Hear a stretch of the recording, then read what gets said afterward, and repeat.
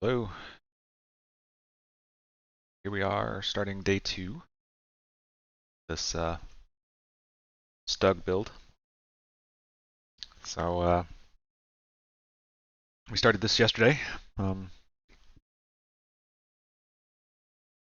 had to go ahead and pick up another day today. Didn't actually expect to get back to it this quickly, but here we are. So reminder of what we did yesterday.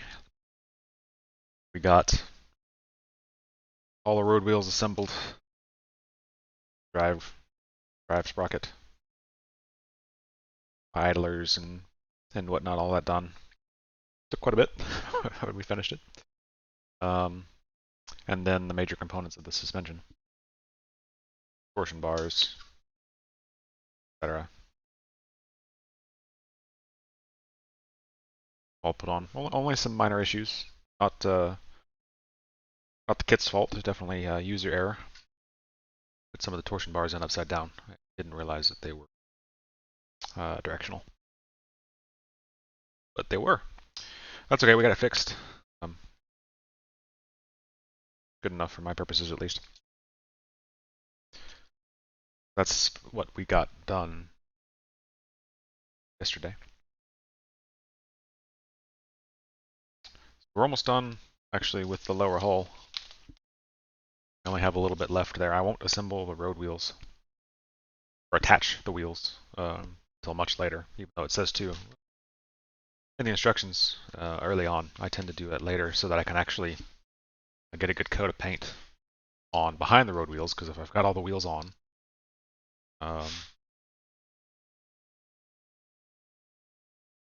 now these wheels are a lot smaller than, say, for a King Tiger or something where you can't really see behind them, but once you get them all on there, it's hard to make sure that you get the hull coat completely covered from all sides, because you got to remember, not only do I have all these guys on here, but I'll also at that point have the upper hull on, so trying to angle it to where I can get all the nooks and crannies done right. Certainly doable, it's just harder than I want to work at it. So, not going to do that. So we'll leave the road wheels off until much later. I'll probably loosely glue them in place later to be used as a guide for tracks when I build them. They are link tracks, individual track links that I have to put. But for now, so today I'm hoping that I can finish the lower hull and get started on the upper. Now, on the fly, I have to make some decisions, like whether or not I want to attach all of the tools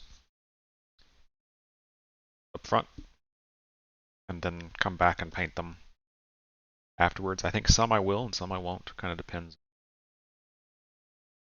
Like the jack, I probably won't. I'll probably leave that to the end. I can spray it rather than hand painting it. Something that large, I'd rather spray than hand paint. But that's a ways away. We get there. I might end up attaching some of the tools, but not others. Like there's pry bars and shovels and hammers and whatnot. And I may go ahead and attach those because those are pretty easy to come back to and paint the right color. And then you have the nice benefit that that all the latches and tie down and stuff are painted the right color at the right time. Hey, Reynold. So let's just see how far we make it today. And yeah. So the only parts that I didn't do from the first few steps, I still need to get the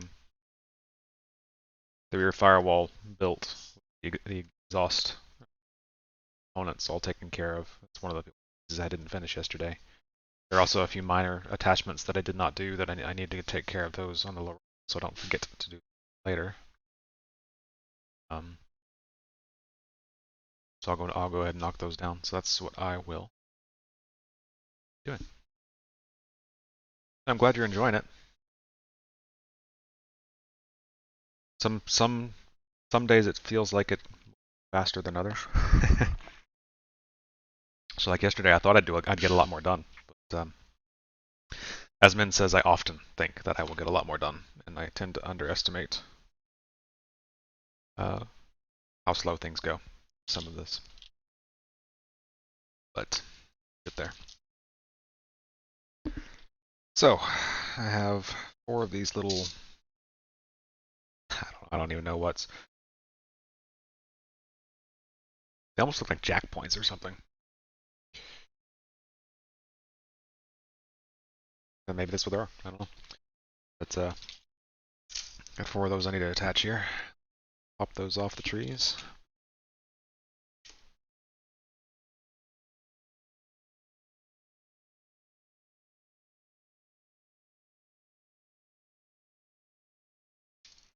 I was reading about this kit this morning. I've had it for a while. It's been in my closet for a while with my stack of unbuilt kits. This kit was released in 2006 or something, so it's been around for. Still one of the top StuG 3 kits on the market. If you there's some newer ones. Camo has come out with a new. I think it has a full. But I was actually surprised at how much of the interior is in this kit. It has the rear breech for the main gun. It's got the radio equipment. It's got some seats for the commander and the driver and the other odds and ends on the inside. So it's actually a more complete interior than I thought, which is both a good thing and a bad thing. Good that that detail is there on it. Bad in that now I got to decide if I want it or not. It's certainly not a full interior, so it doesn't have all the details that you could get from either an aftermarket set or another kit that comes with the interior. So it's not quite as complete as it could be. But there's only going to be 1 or 2 places that you can look down into the interior anyway.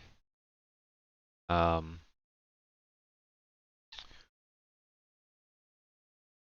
it's not like it's going to be lit, so I'm not doing any interior lighting or anything. So it may be enough to make leaving the commander's hatch open, just to give it a little bit more dynamic feel. I left both my King Tiger and my Sherman hatches closed because the particular kits that I built those from did not have interiors at all. Just an empty void. So I did not bother with trying to put anything in them or leave any hatches open or anything. It just wasn't worth the effort. But here again, I have to decide what I want to do there because I do have some detail, and maybe it's enough. I have another Sherman, a different version that I've already built that does have full interior. And I have another King Tiger that also has a full.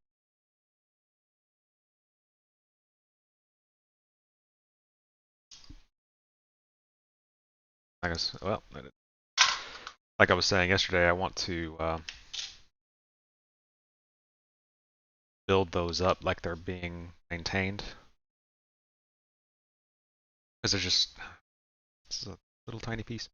There's just so much detail on the inside of those kits that have the full interior that unless you leave them open in some way, you'll never see. So I don't see the point in doing all that work. Can't even see done. This might have should have gone on for the rest of the suspension, but there we go. Seems crooked, but it's lined up. So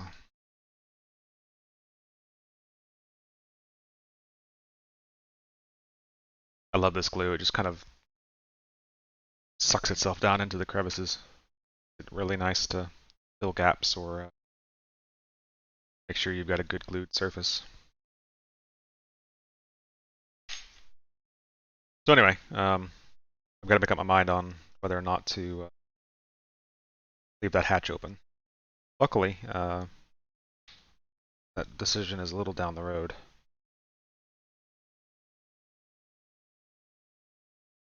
So I can leave it another day. I might probably go ahead and assemble the interior as if I'm going to leave it open.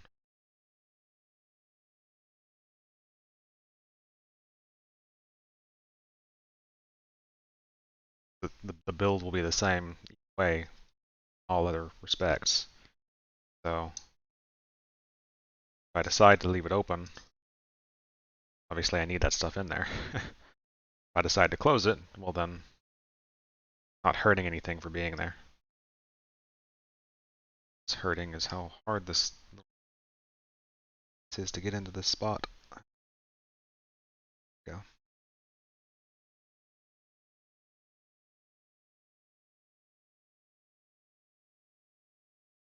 I don't know. I'll do some dry fitting, just kind of putting the pieces in place. Excuse me. Putting the pieces in place when I get to that step, just kind of setting them together so that I can see what it would look like and what you can see sides before I make that call. If you can see in it quite well, and it doesn't look like it's detailed enough, then I'm not going to want to leave it open even if there is some stuff in there. But if it's not extremely easy to see into, the amount of detail that's there is good enough, then I may go ahead and keep it.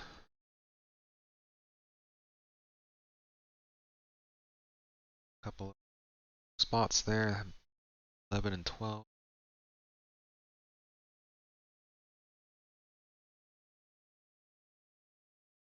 These off the time because it does matter which side you put.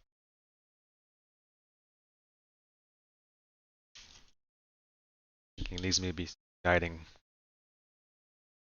markers for the upper hole. Attach the two halves together.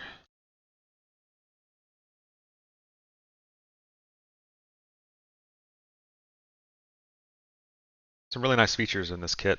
I was looking at this morning while I was doing some errands and getting some chores done. It's one of the few that I have that has the barrel of the main gun molded in one piece. So in other words, it's not two C-shaped pieces that you have to join together. That's nice because you have those two C-shaped pieces now have a seam running down the length of the barrel that you have to take the time and effort to fill sand, make sure it's nice and flat. That's kind of time consuming, and for me at least, it's difficult to get rid of the seam while still having the curvature from a round barrel.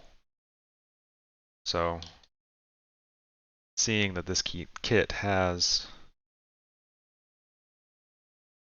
barrel in a single piece is nice for that. Just one less thing to worry about there.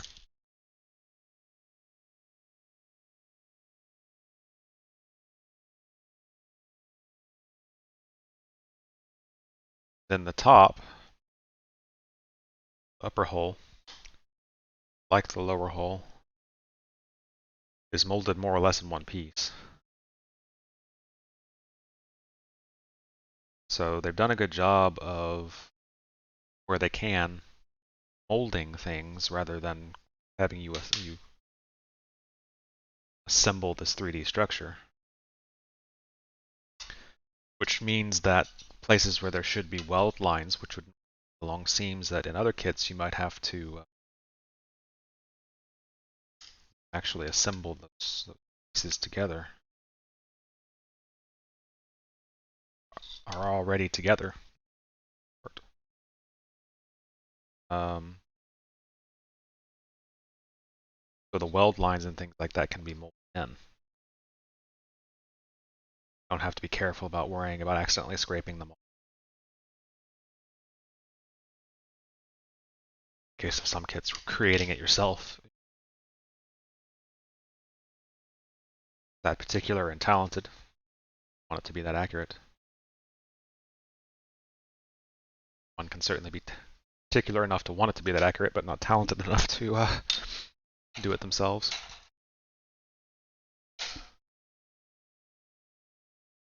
Let's see, I need G.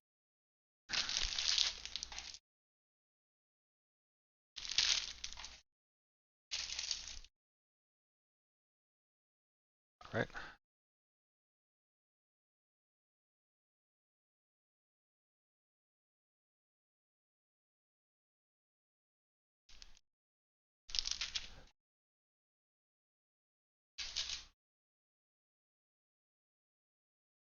They've got like 4 frets all labeled G for some reason. That's a little confusing.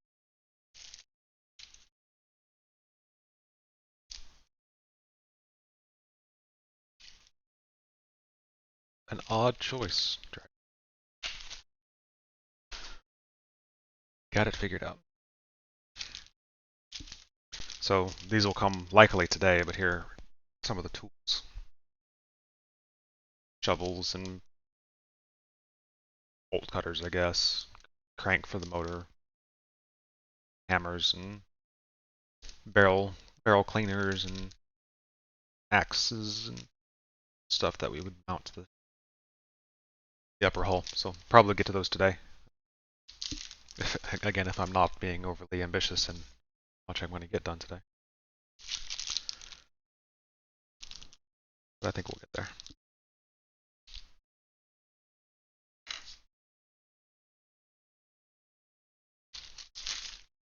Kind of depends somewhat on how long I decide to keep going today. Let's see, we need both the same. Cut them both off.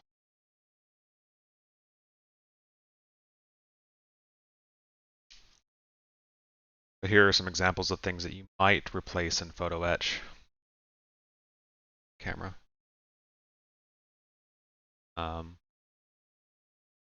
This little handhold here, probably a little thick for scale, molded in the plastic. You could replace that with a piece of wire or a piece of photo etch if you want. These wing nuts are probably not to scale, probably too big. So you could get those replaced in photo etch too if you wanted to.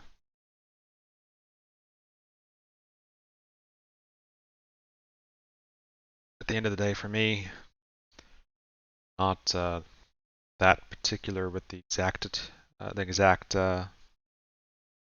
measurements for the armor. I want it to be accurate, but it doesn't need to be perfect. So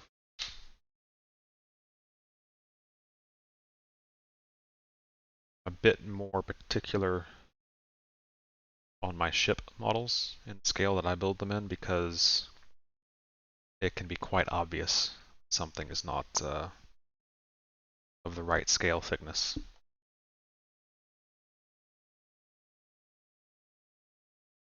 So, but for armor, I'm a little less picky.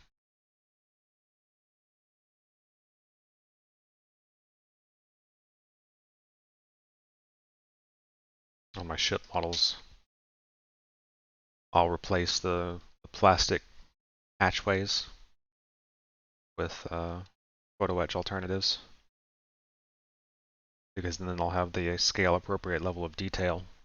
You can see, talking about yesterday, I built a destroyer that needed some depth charge racks, and the ones that came with the kit weren't bad, but they were definitely not to scale, a little too thick, and the detail just wasn't. So I ended up doing photo etch those. Often we'll replace like radar components, mesh grids for the radar. A lot of times I'll replace the mast, brass masts, so they're a little bit more rigid. So I tend to go a little bit more to the correct scale with my ship builds as compared to my armor. Okay, that's pretty much it for hull, lower hull. I'm gonna go ahead and attach. So the instructions want me to glue this to the drive wheel. I think I'm gonna do it the other way around. I think I'm gonna actually glue this in its spot on the lower hull, because that way I can paint them all together. Got some nice detail below it, but on there you'll never see it, and I'm not building this in a way that can be flexible like that, where you would want to be able to take a part off or on or anything like that. It's not really meant for that. So I have one less piece that I might misplace and attach those. I also haven't built axle for your idler wheels. It's calling them return wheels. Idler. But in any case, I haven't built their axle yet. May do that today, I don't know. Kind of a low priority because I don't intend to attach it yet. I tend to put my wheels on last, or last, so that I'm not worried about knocking them off, so I can paint behind them. I'll use them to build up the tracks. I will have to put them on for that, if not permanently, then at least like just a little bit of a tacky white glue or something, just to hold them on for a little while. But this assembly looks somewhat fragile. So what I like to do when I don't do something in the right order is I mark it so that I know that I still need to come back and do it. So just a little mark to remind myself to come back, and sometimes I'll circle things, but not that I have yet to do. So But I've done everything else through the first couple steps. Obviously, I haven't painted rubber wheels yet. That'll come much later. That's most of the done. Need to get this back wall taken care of, so that's what we're going to do now. This is the rear of the engine compartment. The other side of which would be the engine if this were a kit that had it. Like I've said, some kits do actually have like all those internal components so that you can open up all the hatches that you want.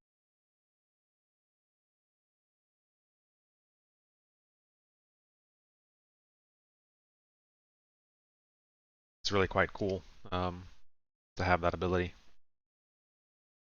if one wants it. But this kit doesn't have it, which again was one of the reasons why I picked it. Something simple.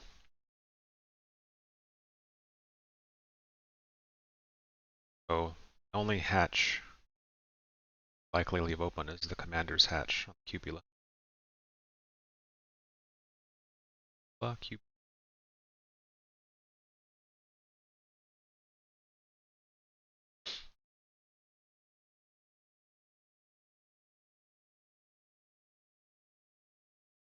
On my next Sherman, like I said, it does have the full engine, ammunition storage, everything. So I intend to leave it quite a bit more open. So this will ultimately go here.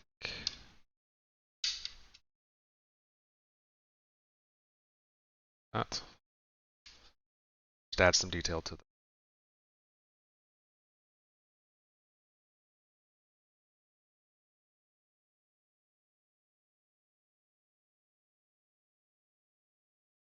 All right, so let's see. P32.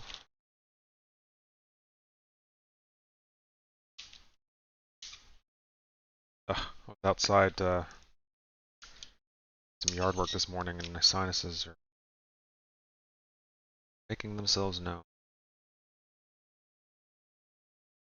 Finish yesterday morning. I cut a bunch of limbs, some dead limbs off the trees in the backyard, and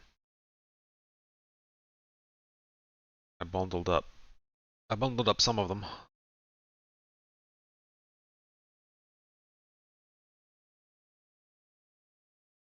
But I did not finish it. It was getting too warm. So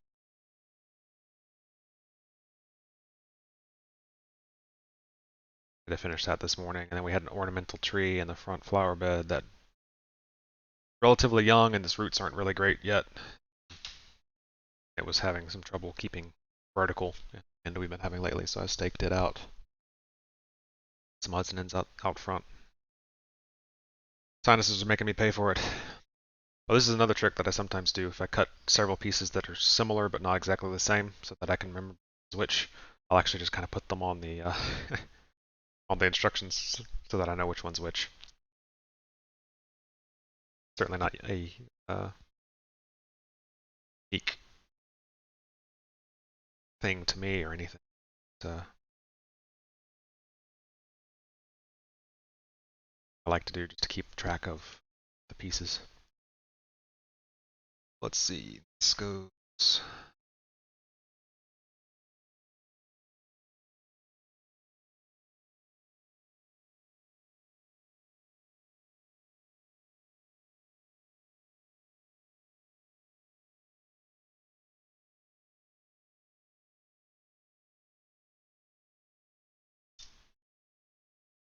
Upside down.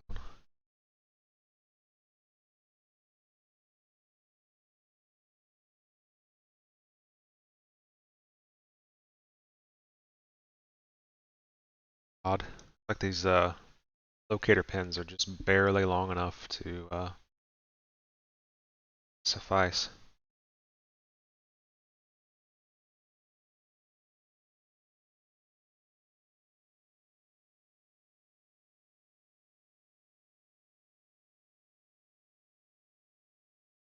show you something I like about this. It's kind of cool. If I can get the camera to focus on it here.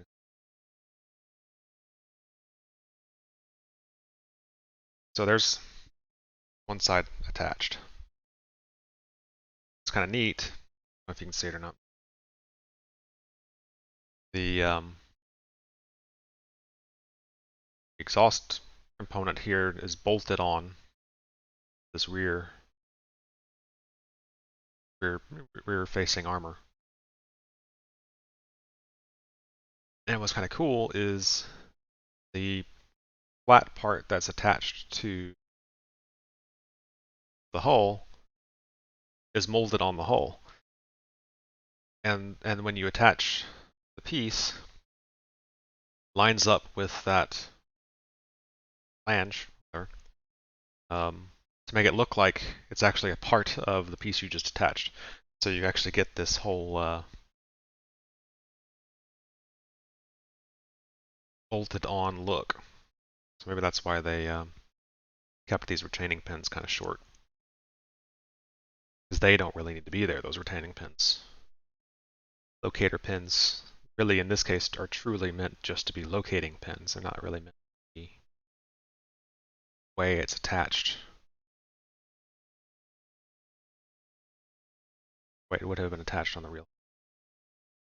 That's kind of a cool detail. I'll tell you what, the engineers for these kits, especially the better ones like this, it's really, really impressive in what they do.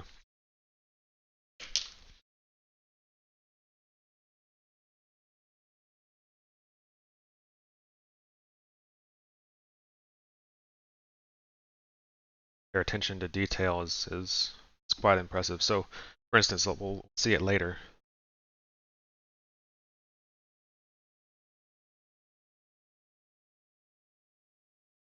On the engine the overhead portion of the covers.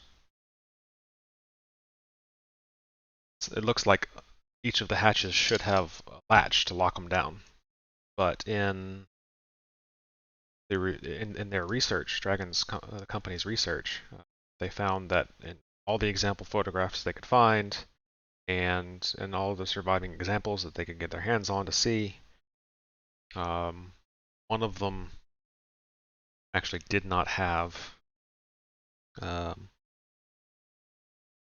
latch. So in early versions of this, or in other kits of this machine, there were latches on all the hatches, but it turns out that's not right. So it's kind of cool that they went to that level of detail. They were doing their research.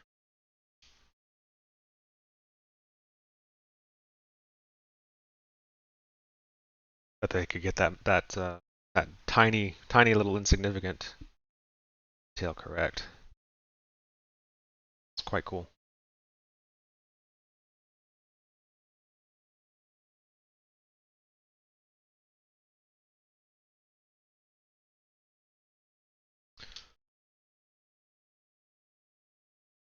The amount of detail that they put into these things is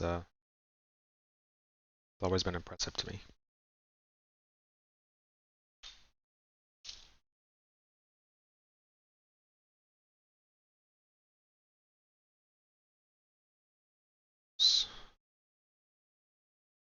Six that I just cut off.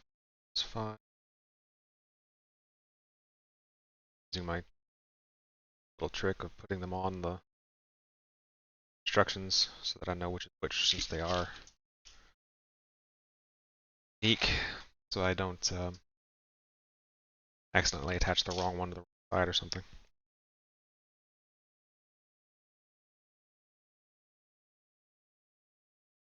5, 6.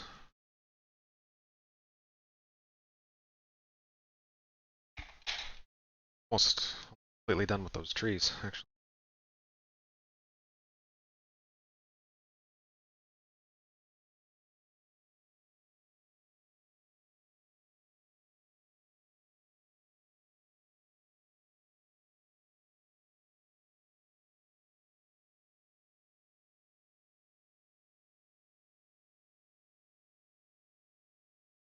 These look like they're just some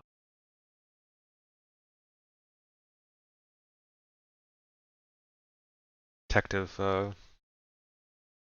side covers for the exhaust manifolds here.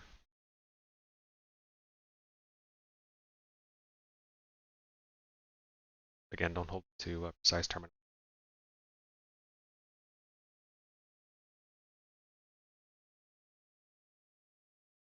I don't know it.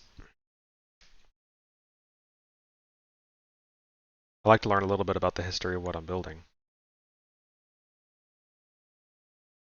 That doesn't usually extend to small technical details.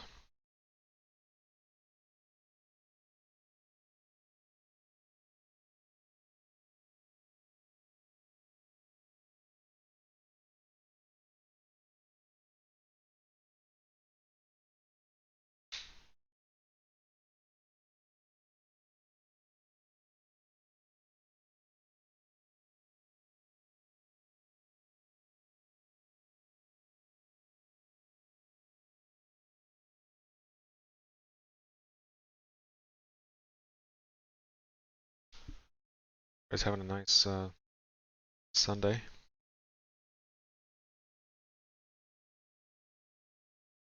Hello. Applique, maybe right? I don't know. Sorry if it's not. How's Germany treating you today?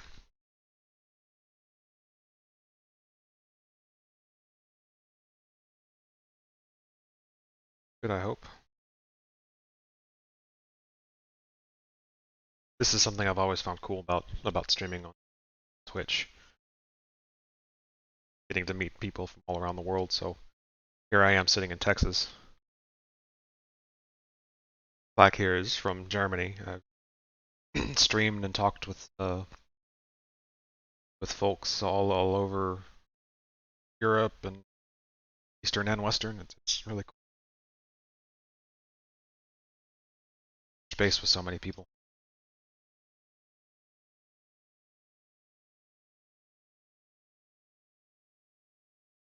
Let's see. So curvature goes out.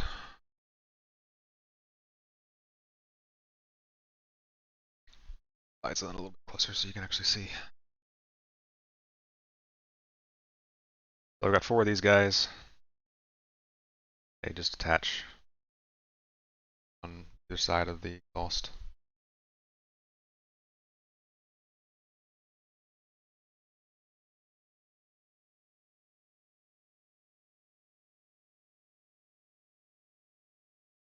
I'm trying to remember where this one guy I chatted with quite a bit was from once. I was playing Witcher 3.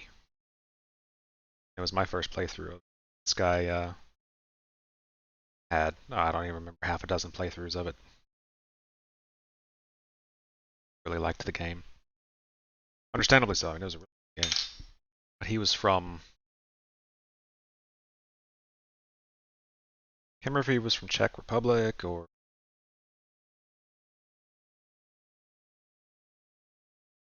gosh, I just don't remember.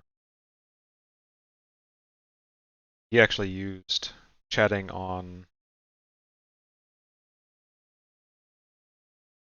Twitch with people as kind of a way to improve his English. I thought it was kind of cool. That just does not. That's what it says to do.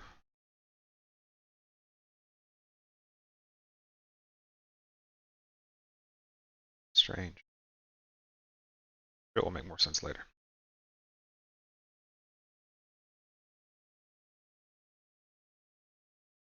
Yeah, so this is the StuG Smart Kit. So zoom out here. This is what we're doing today. Started just yesterday actually. So it is the Smart Kit. The early production version of the StuG 3. G. And so far it's been a great build. I like dragging as far as the quality of a lot of their builds. The same way. It's nice because it has some extra detail that you might have to get aftermarket. Older kits like this, like the tracks. Comes with tracks, the Lincoln Link tracks.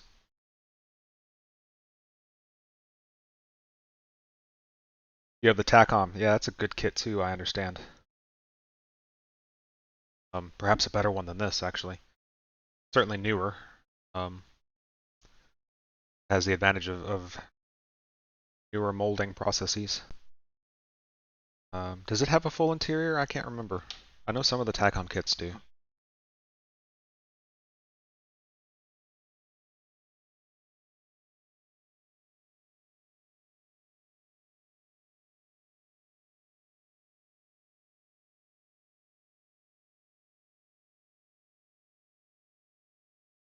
Got a couple kits from TACOM. They are nice as well.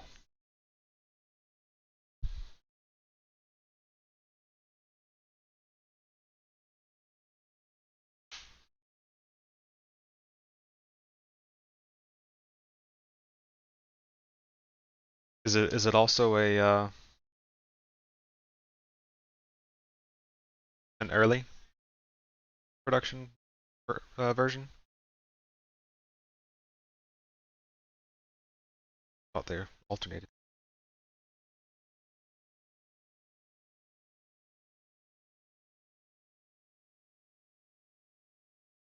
Also an early version, yeah.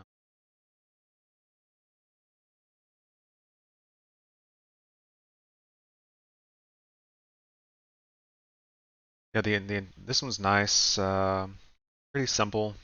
Doesn't really have much of an interior, although I was surprised to find that it does have some interior. I'll have to decide what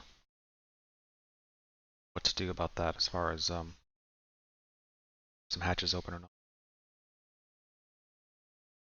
Chose the build for its simplicity mostly. Not having to worry about hyper detailing an interior or something.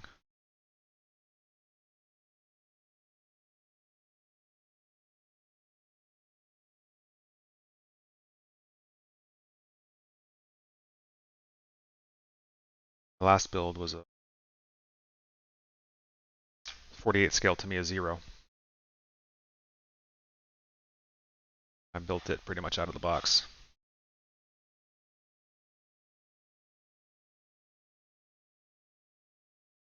It was nice to keep things simple.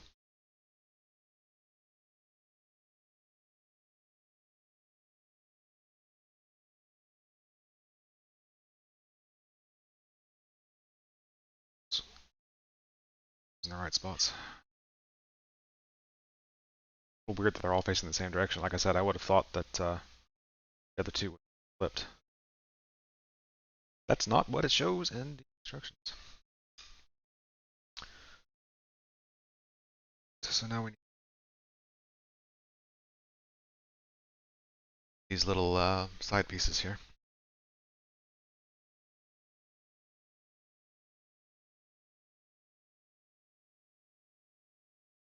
They look to me like ways that you could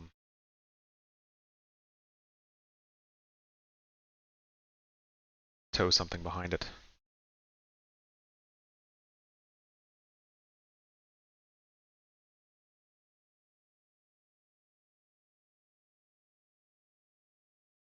Six.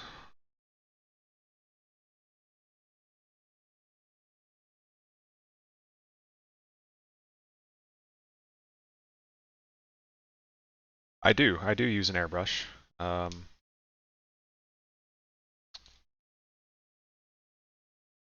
I'll hand paint some, but for larger surfaces, I tend to use my airbrush, or just spray cans, depending on what I'm doing.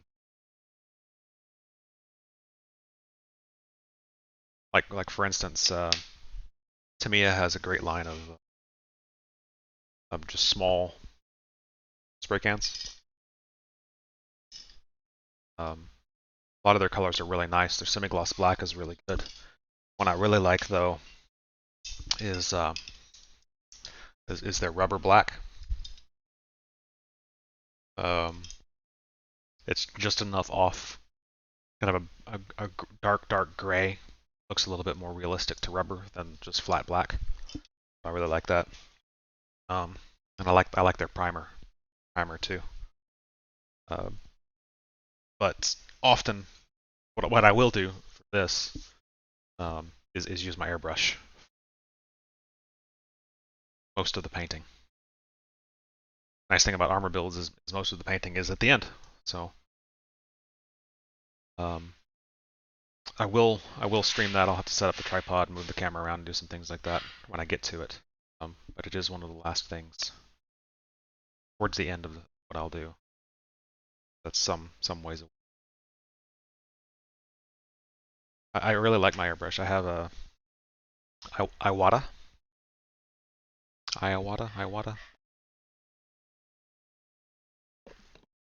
It's good. Yeah, this primer is great.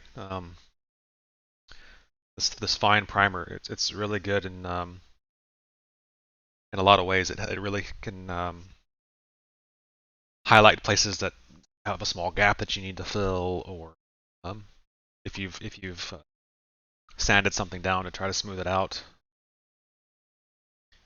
it makes it obvious that you've still got a problem to take care of.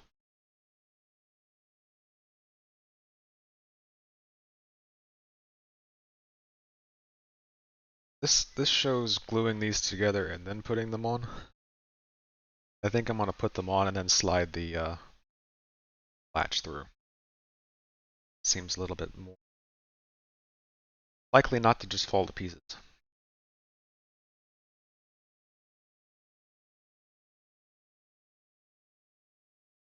Yeah, so what's amazing to me is how many companies now have really good paint colors.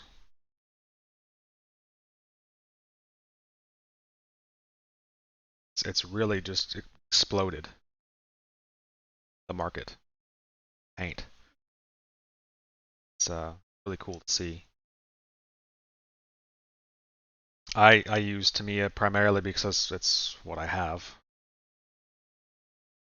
No other reason than that. For a long time, it's really all I could get, so I've got a lot of it. My brother does figure modeling mostly. He uses a lot of Vallejo and Pig as well. Another one he likes, it's like scale 43 or scale something. Can't remember that.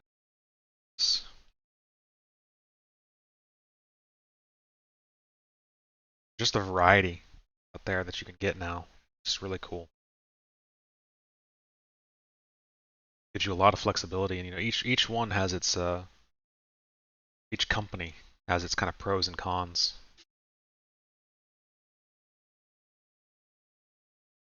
Vallejo paints I have found can be quite good if you need to do some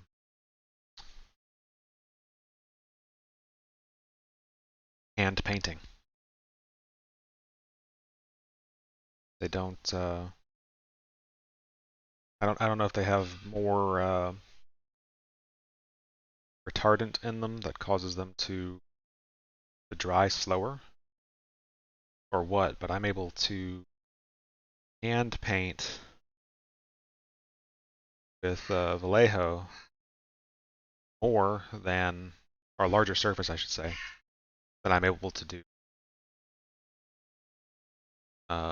Tamiya paint or some other company's paints. That's really cool. Although I've not too long ago I got sorry if you wife yelling at our dog. Trying to keep her out of the kitchen. I got this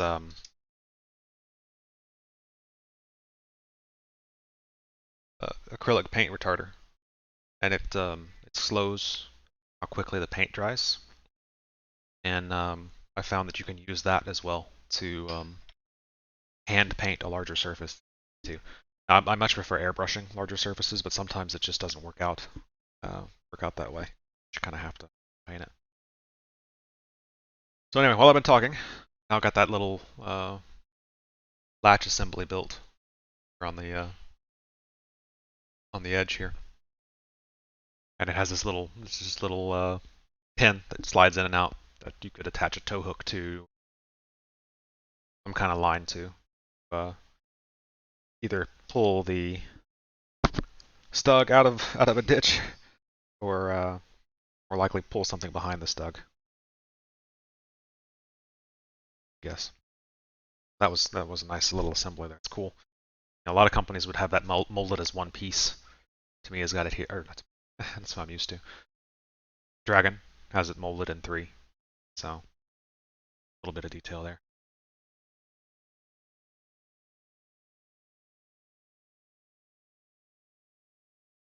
But yeah, I've got an airbrush hood set up in the corner.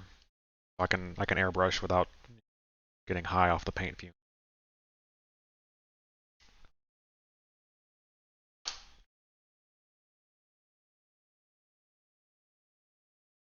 And a little air compressor that I use to run it. My dad actually likes to use just compressed air tanks. Like he has little it's not little, but he has a CO2 tank in his hobby room that he uses to drive his airbrush. I just have a little compressor I use to push the air through mine.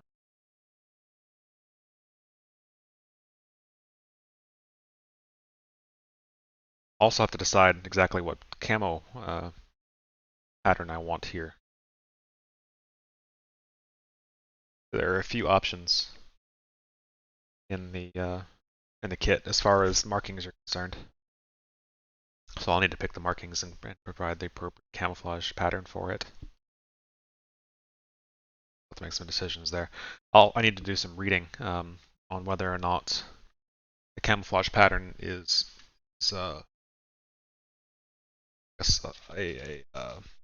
hard line or is it soft. So like in the picture here, the camouflage lines that they have there, they look like a feathered etch, just like they were sprayed with a paint gun, not like they were some pattern with a very sharp edge that you might see in other instances. So I need to read whether that should be a hard line or a soft line. That will kind of depend on how I mask it.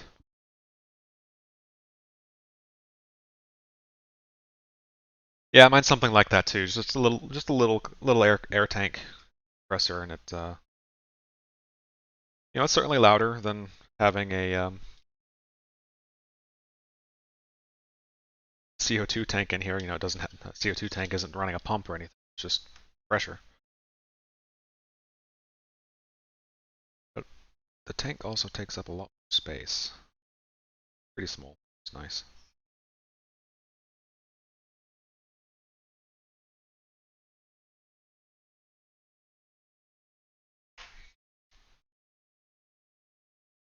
So that one side.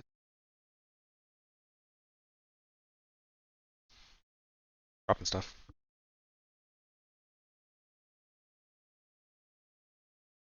Yeah, I like airbrushing. I like the level of detail you can get, and in a lot of ways, it's the only way to get the paint onto the piece that I want. So like when I'm painting photo etch mesh, the only way I can really do that without clogging the mesh with paint seems to be with an airbrush. So it puts the paint out in a fine enough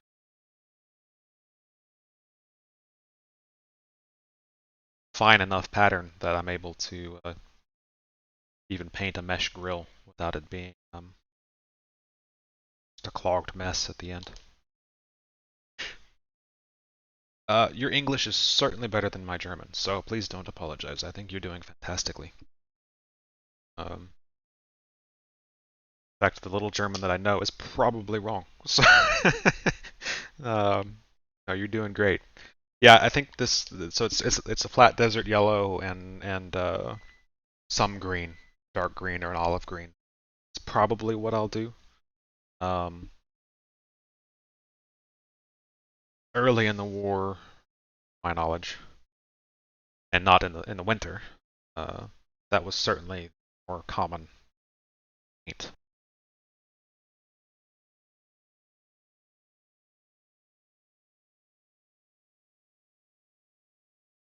Sorry, my mic turned itself off. The most common paints used, colors used.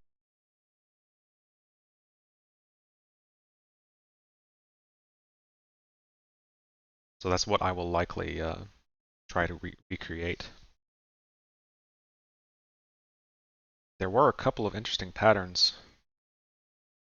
Instructions I'll show you in just a second. It said they were from Ukraine. Um, they were mostly white. Let's see. So these are the patterns that I have markings for in the kit.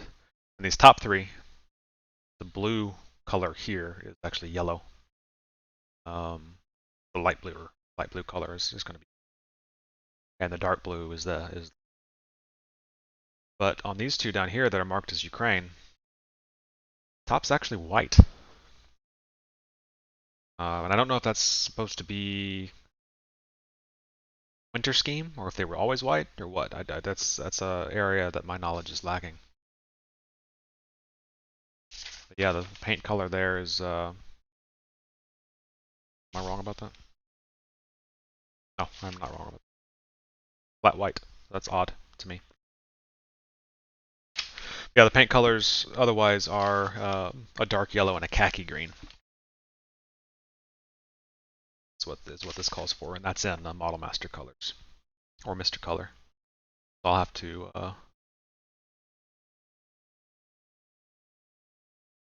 I don't have Model Master or Hobby Color or Mr. Color in my paint inventory, but I do have plenty of Tamiya paint that I should be able to find the right color. I don't know why I keep putting that over there. I still need it. Good. So I think that actually wraps up step 3. Got the exhaust on. We've got these. I don't know what they are. the toe eyelets are attached as well. So we've got those on. So we've just finished the first 3 steps. Obviously, I still haven't done this axle here for rear idler wheels. I'll do that later. I think everything else, these steps are attached. So look at that, progress. So as I've said a couple of times, I'm not going to attach my wheels yet. I'll do that later. I like to paint the hull first and then attach the wheels. Um, Otherwise, I find it difficult to get on all into the nooks and crannies of all the wheels. Nice. Now these wheels are certainly smaller. These road wheels are certainly smaller than what you'd find on a King Tiger. Those are all like this size. So you have them interwoven, and you can barely see the lower hull through them. So certainly smaller here. It'd be easier to get behind. Just no reason for me to do it. I don't have to do it in that order, so I'm not gonna. So we'll skip those. I won't like I've marked this here to remind me. I won't mark this here. I think it'll be pretty obvious I don't have the wheels on it later. So I think I can leave that unmarked. But we will add the front applique armor and attach what we just built to the aft side of the hull. Got mesh grate here that we'll need to attach below it as well. Yeah, just a few more steps and we're done with the lower hull and we'll start working on. So, we need a new fret that we not up before.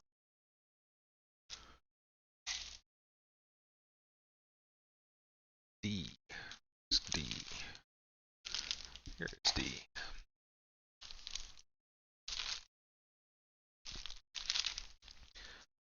Applique, I'm always amazed by folks like you who can come into a stream which is not your native language first just fine. I've had guys from France come in and do the same thing. I've had, like this guy from Czech Republic, I think. Again, I can't remember exactly where he was. Just all over the world can come into an English-speaking stream and contribute and you know take part in it. If I jumped into your stream, I would just be watching what you were doing. I'd have no idea what you were saying. So, like I said, kudos on that. I think that's really great.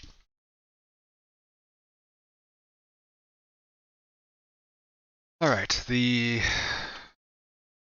front armor. So this was something that they added later. It did come from the factory, but they found that the earlier StuGs little under armored. So a lot of times they were tacking this kind of thing on standing. So they came back later and actually started adding it to the hull in production. And what's really cool about this, and I would not have noticed this is in the box insert, something that Dragon put in there. They like to put in these little flyers that talk about some of the research that they did going into it. And one of the things that they talk about is this front applique armor. You won't be able to see it. I can barely see it sitting here. But some of the bolts on this piece of armor are actually rotated to different degrees. So when they were being torqued down, they obviously all wouldn't end up in the exact same orientation. Dragon actually took the time to mold that into the plastic. That's cool.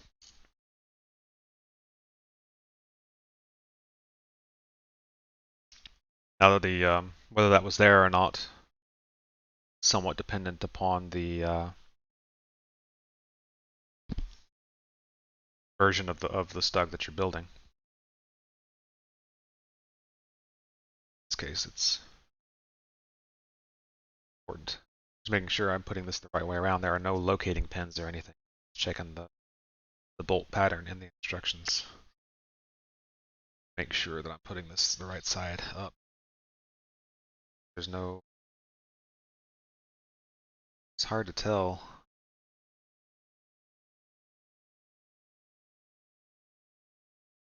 How this should be lined up. That's not good. Let's see if we have an indication later on about whether that should be high or flush down low.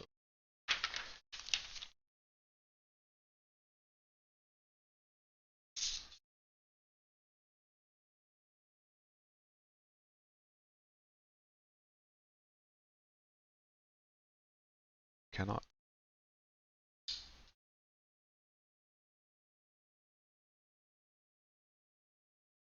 Looks like if it was flush up high, cause a problem.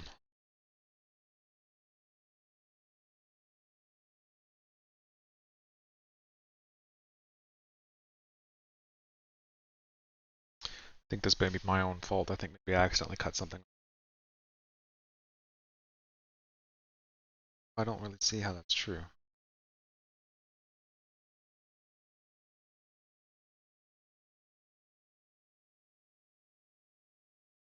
Have I forgotten something? Maybe I didn't. Maybe I actually missed something. Maybe I didn't attach something that would help me line this up. Scroll back a little.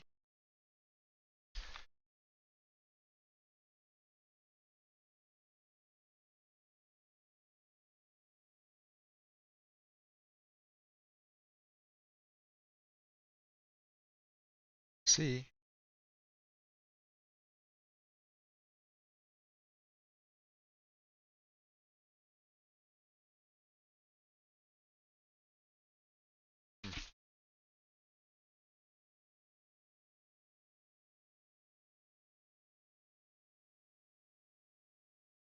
This is one ding.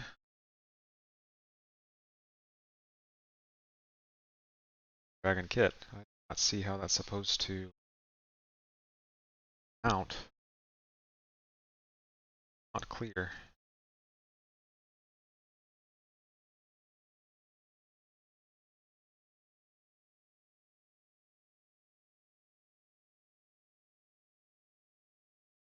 Let's see. I can look at another piece here.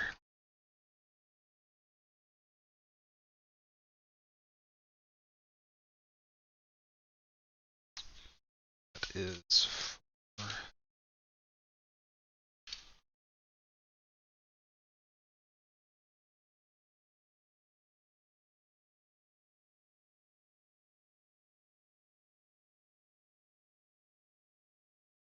I like moving pieces well in advance of when I actually need them, but in this case, kind of need it to help me position this piece because there's just no locating pins. There are help align it. But my guess is this is session to minimizing the number of different molds they have. They have one whole mold, and then they add things like this to it. Add details you might not have otherwise. This piece, snap in or does it set in?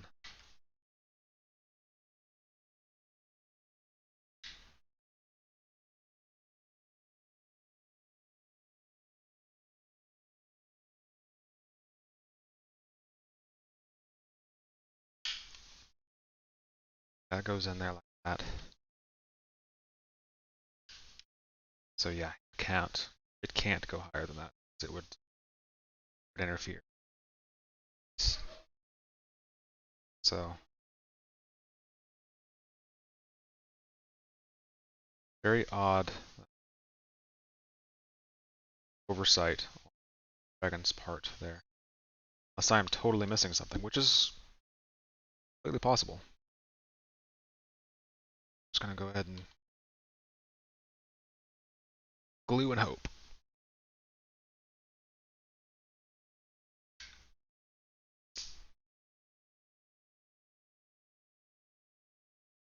Very strange.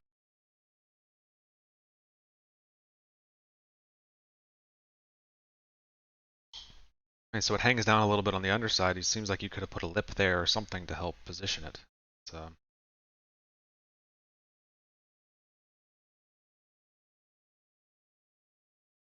anyway, it is on.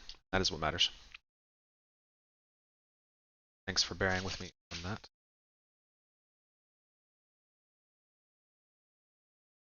Get back to where we were. The old instructions. Mounted the applique armor in the front. Running the wheels for now. Looks like we now need to flip it over. Mount the rear component. Mesh under it. Aha, well. Here's I can't do that yet, actually. So those axles that I wasn't going to build I actually need to because they provide mounting points. So I wasn't going to do this yet, but now I have to. So at least I don't have to remember to do it later. We'll count that as a positive, I suppose.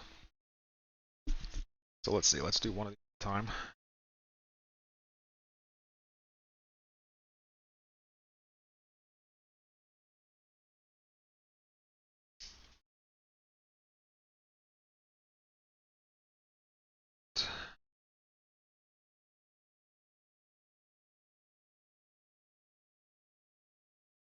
14.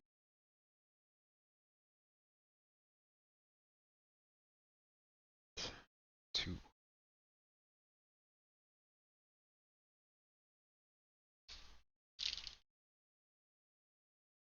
Really surprised that there wasn't some sort of guiding pin there, ledge or marker of any kind.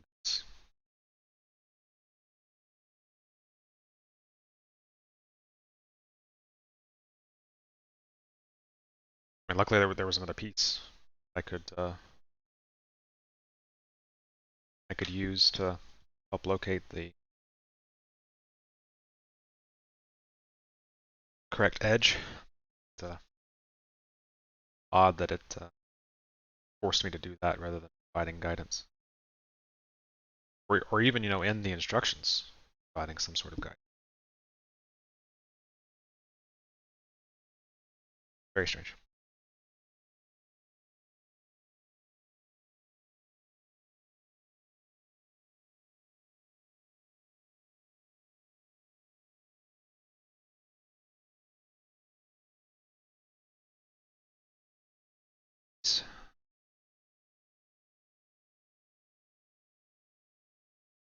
Very sharp X-Acto knife.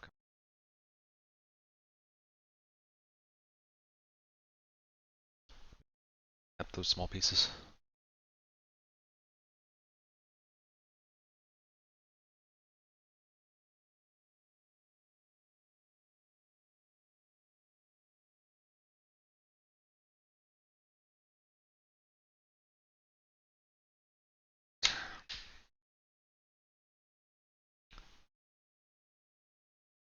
Inserts here.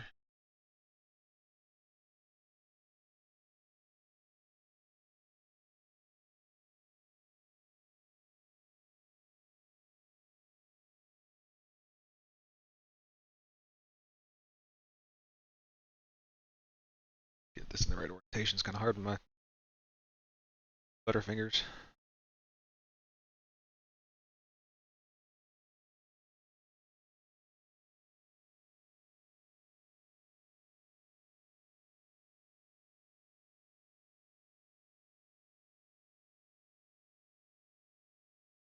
This guy goes.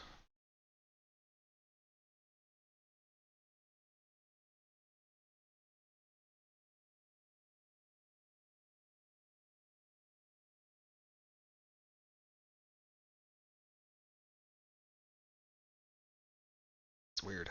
Does that go on? I think I need to see the full symbol. No, that's right.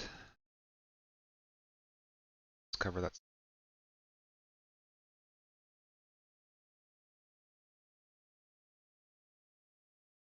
Just a little right curve.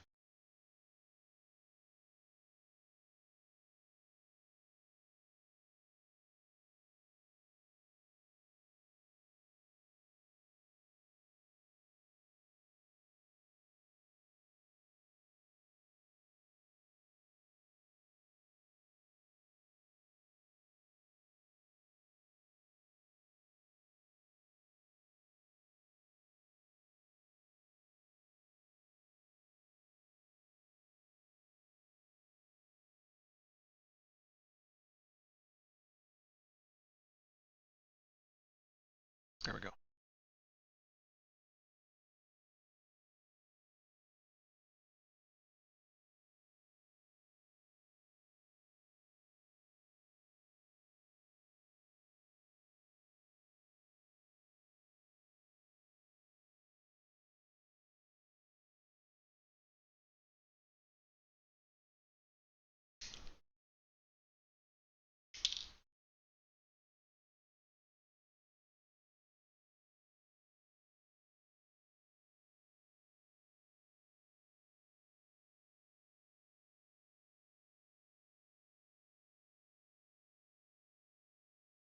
So said I was doing yard work this morning. I was finishing what I started yesterday. Started it yesterday in the morning. It was 85 degrees Fahrenheit. This morning I went out. It dropped 20 degrees overnight.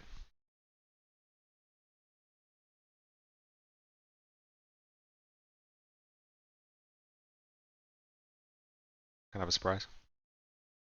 Not a surprise, that's the wrong word. It was coming. It was odd for this time of year. Get cold front this time of year. It's usually waves.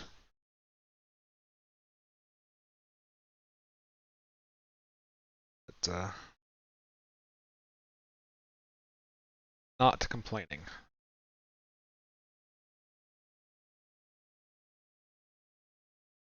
Sure.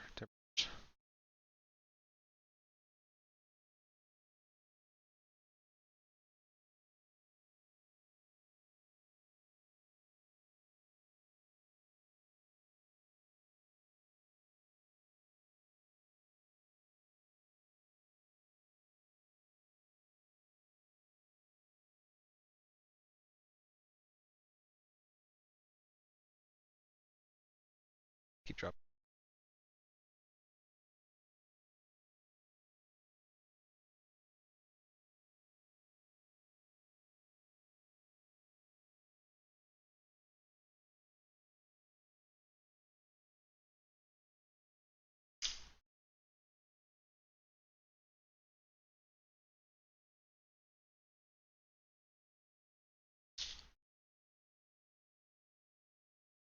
Cover.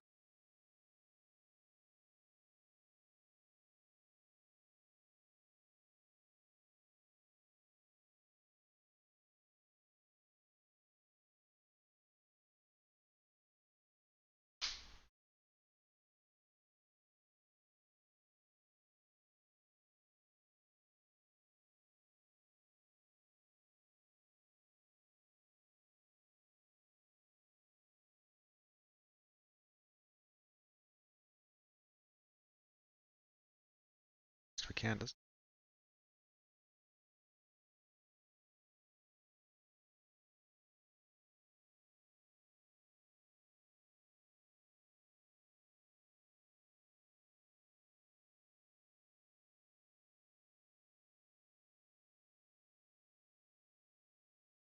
Right. Parts there.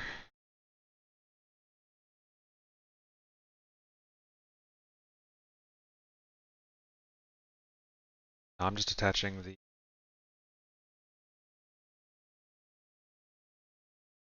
axle piece. I'm not actually going to attach the wheel itself.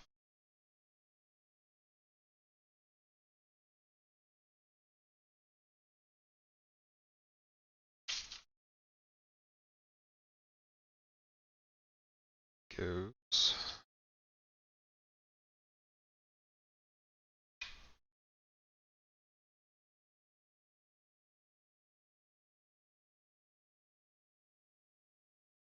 Nice little notch on the back. Up.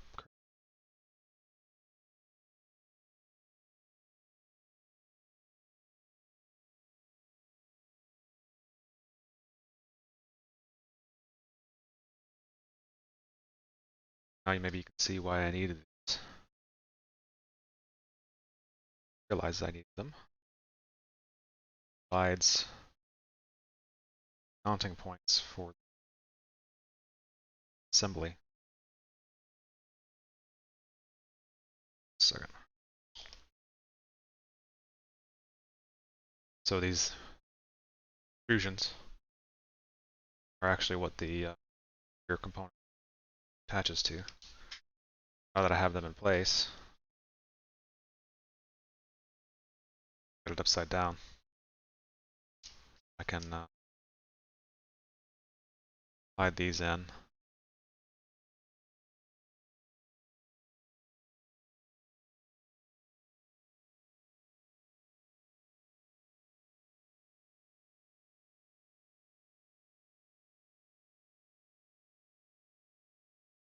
Slide it. These fins don't seem to line.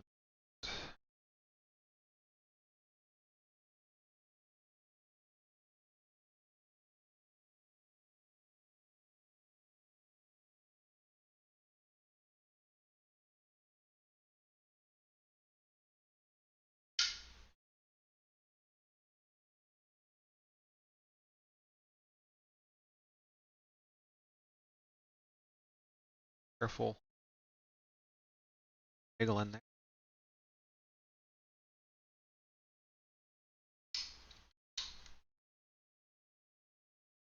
Tight fit.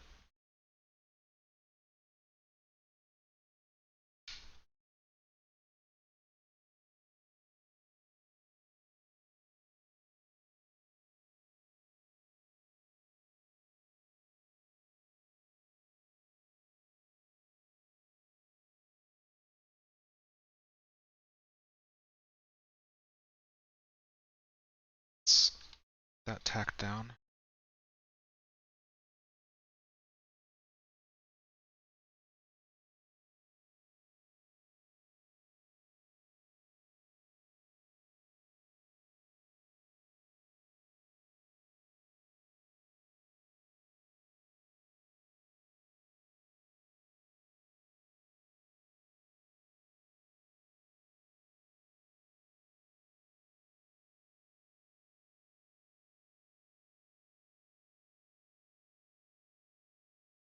Help.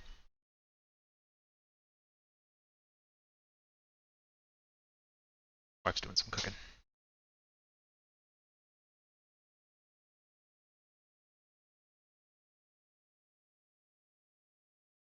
It's like my saw are a little out of.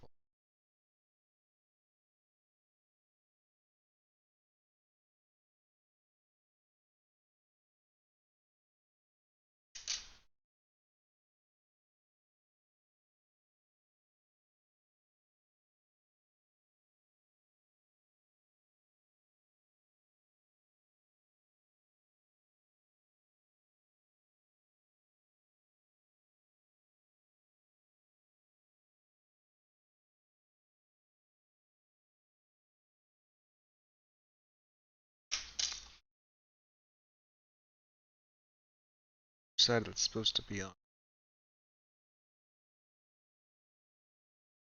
That'll do. Try to flip it to the other side. There we are, the aft assembly.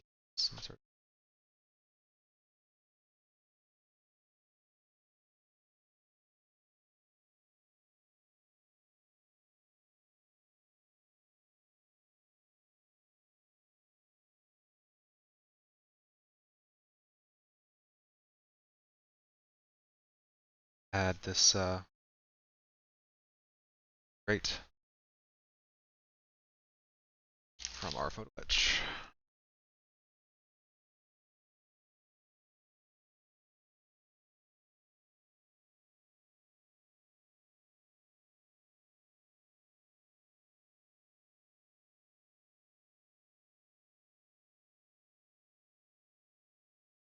Showed yesterday, not a whole lot of photo etch with this kit. Out.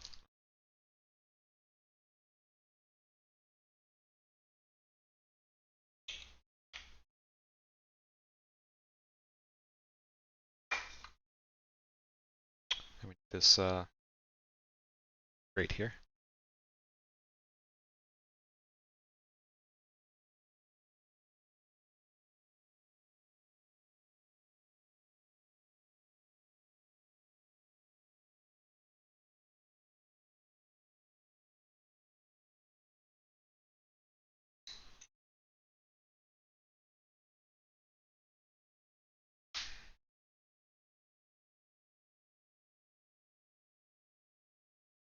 Clean up these.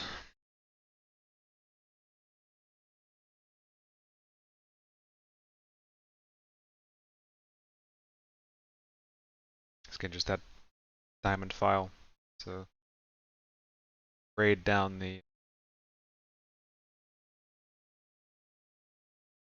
attachment points where I didn't quite get them cut cleanly.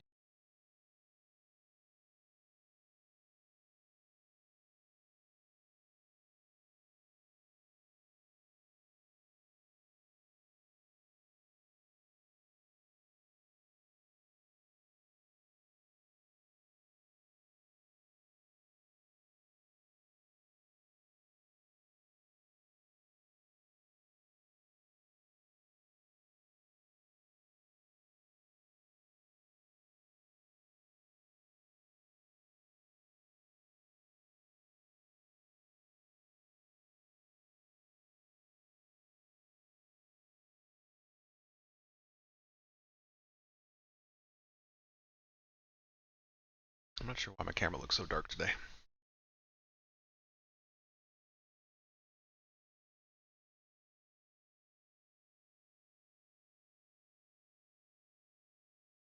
So let's see how this fits on there. Start glue.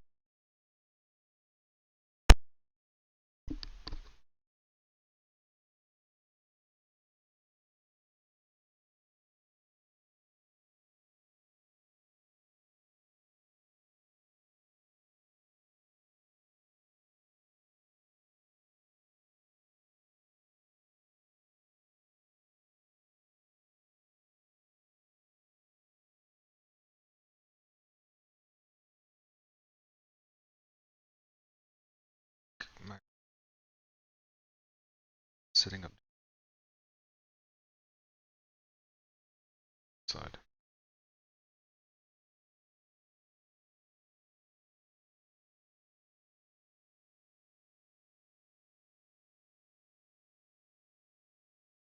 Very narrow gap where this is supposed to fit there.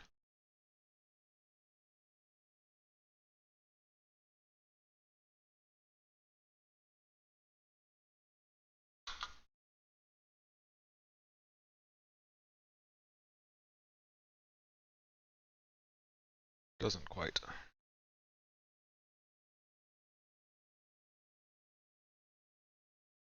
Some minor alteration to the plastic there. Just to remove a bit. It's fine on the side, but it's the right spot. But so we'll just take the X-Acto knife and try to cut a little bit of the plastic away.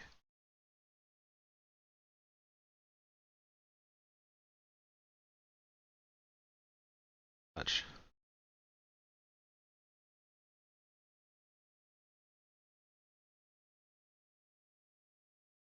Just enough this little thin metal to get.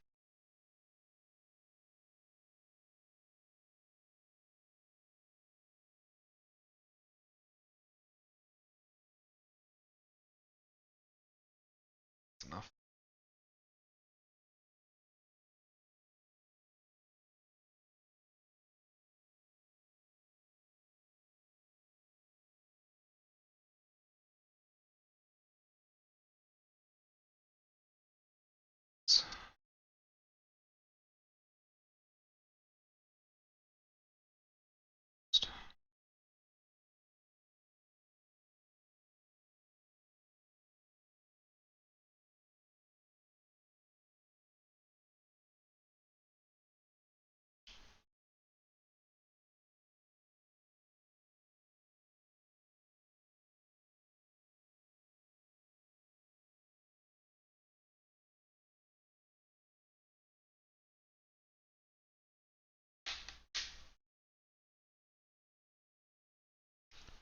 Again, I suspect this is not an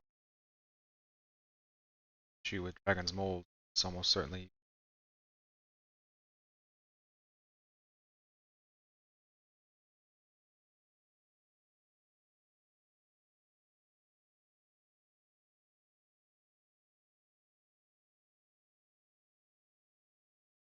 This doesn't seem back.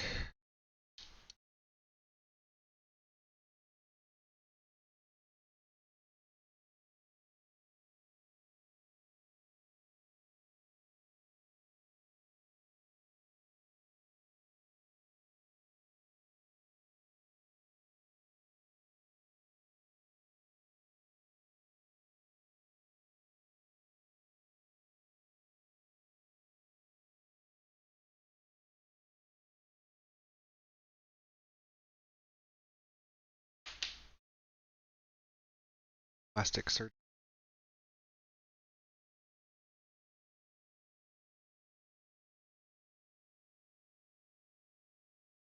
If I can get this little sliver out.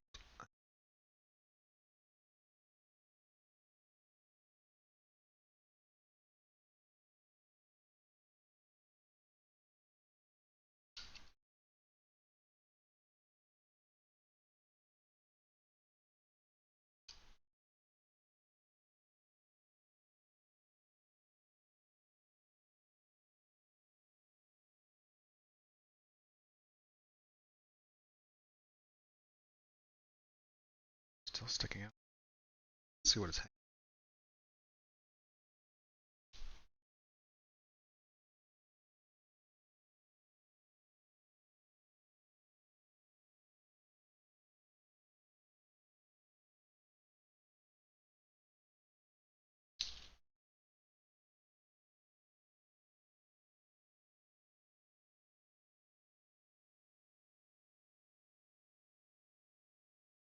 Just have to be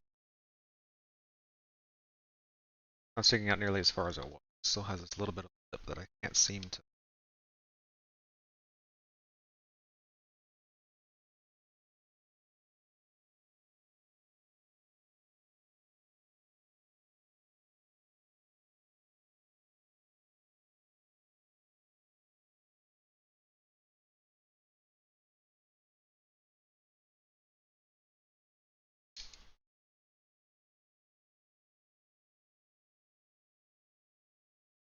It's this one.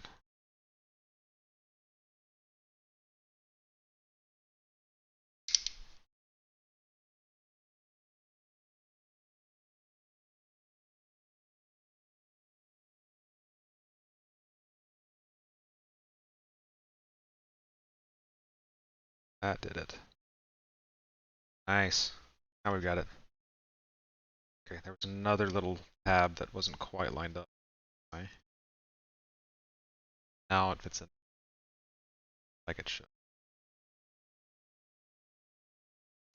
So I mentioned this yesterday, but actually I have two different kinds of super glue. One is a little bit faster setting and the other is a little bit slower because I've got so many spots I need to put some super glue. Isn't completely dry. Actually, maybe I already dried out. Let's see. If it isn't, use it. So then we'll use the other and just have to be quick about it. This may have actually solidified.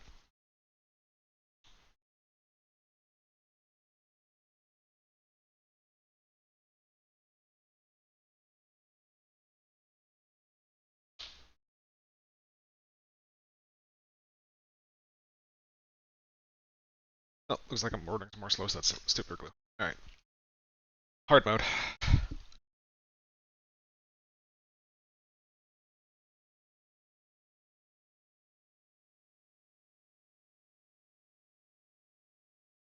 Was a pretty old bottle, so maybe I shouldn't be surprised that it's hardened.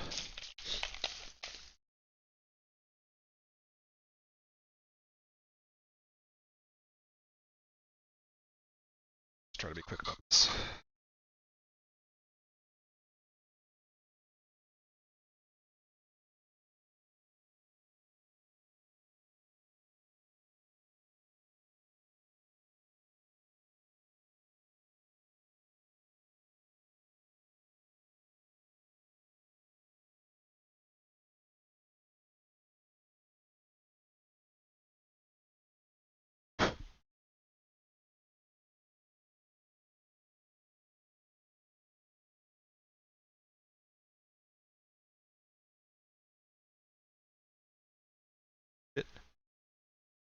It's a little loose in a couple spots.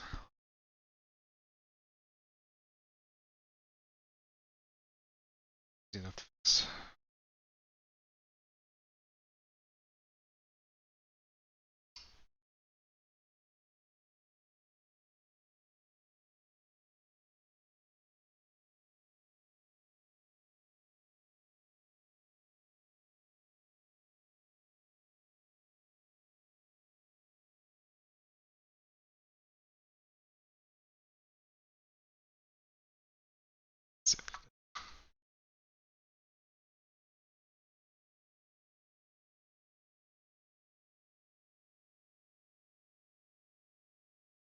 Looks like we are attached. Centered. Good. Alright, well, that was a little more complicated than it. We got it on there.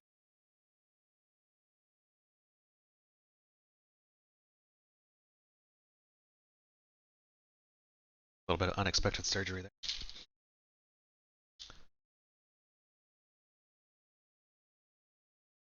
So let's finish this off.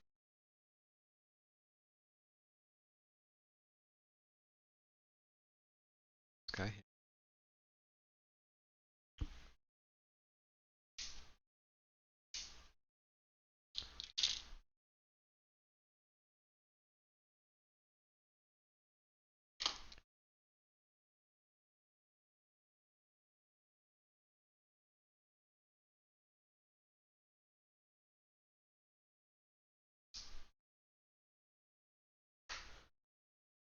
This guy here.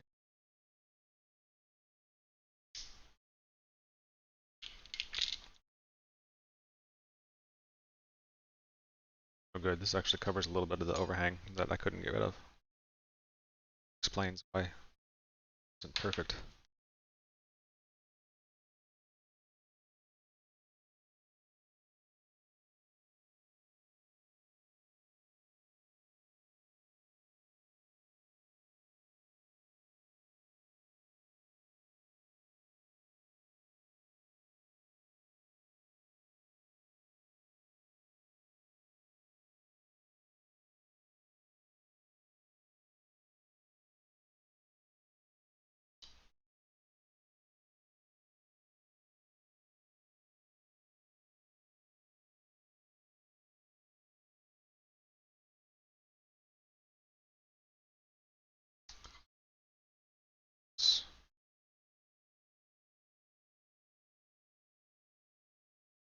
So,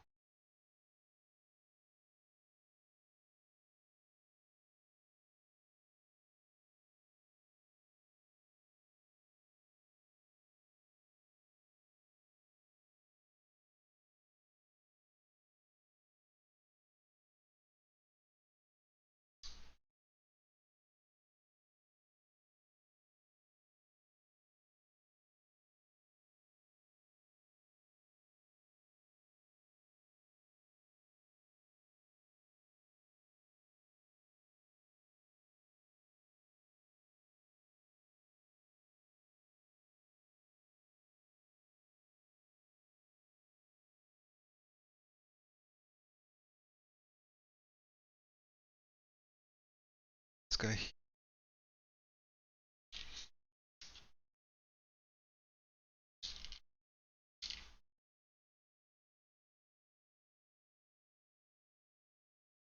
It's a good example of some of that detail. This kit. Be hard to see on the camera. Edges there are rough. They're actually weld lines.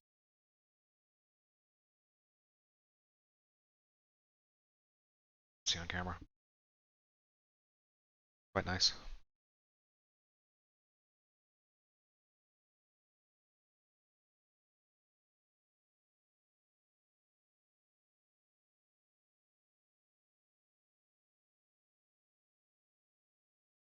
But I'm glad that fit like I thought it did. I didn't test fit that. Bad choice.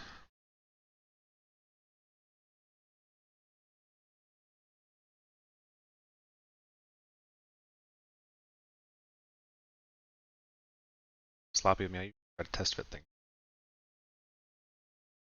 Lines up like I'm thinking it's going to. Luckily, that one did not come to bite me in the butt.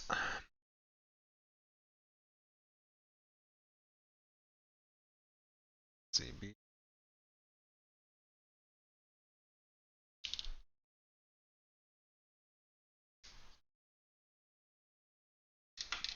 There goes one onto the floor.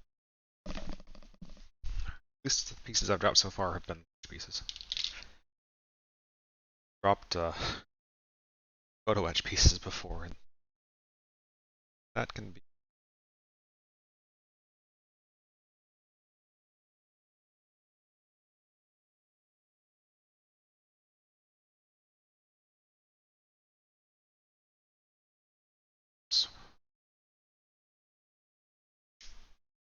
It's 22.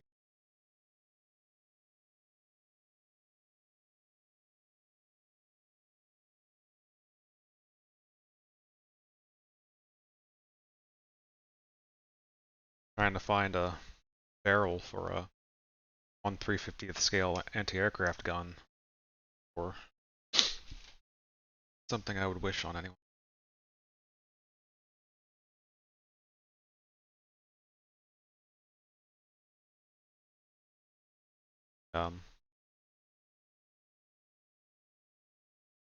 elevation wheels. So raise 3 millimeters across or less.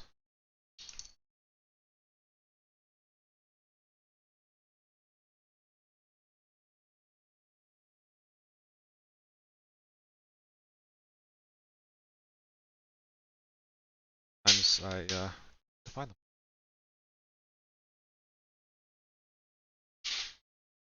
All right, so where does this go? How does this go?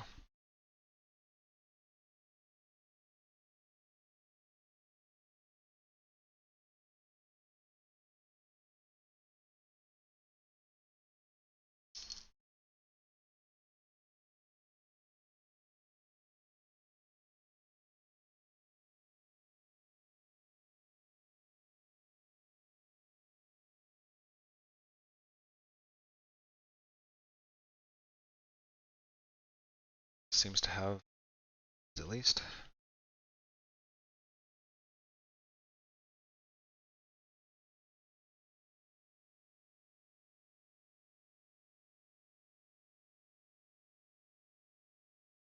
It's first. I was going to do it last and try to this for guidance. External pieces actually.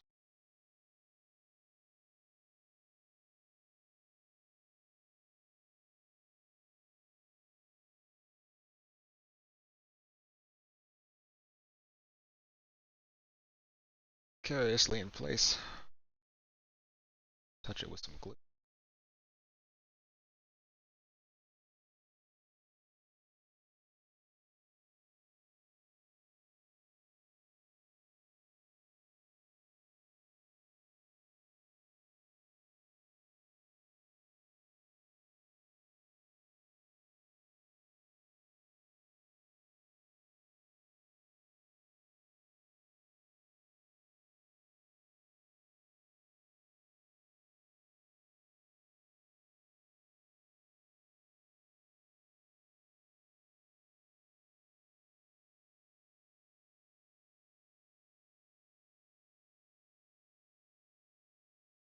These external pieces just butt up to the edge of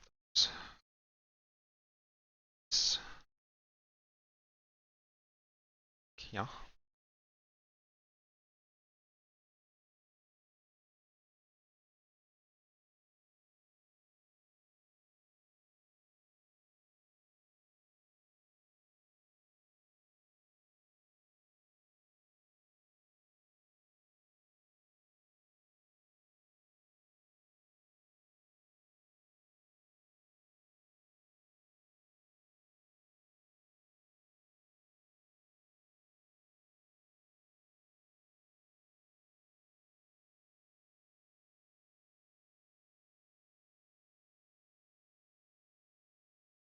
Camera may have sagged. It's same position.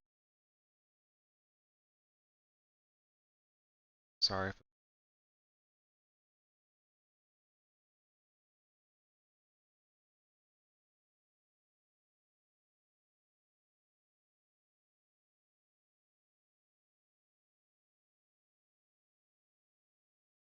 Second minute.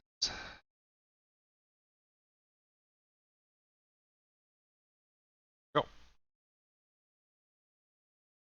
That, friends, I believe, wraps up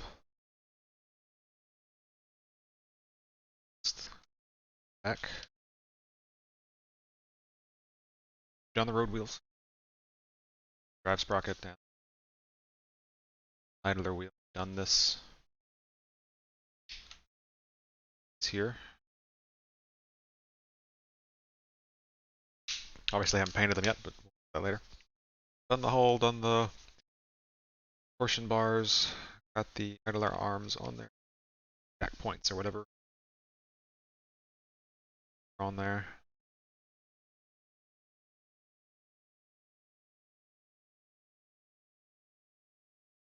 Piece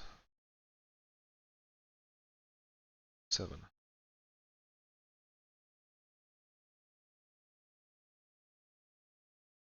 see if I can.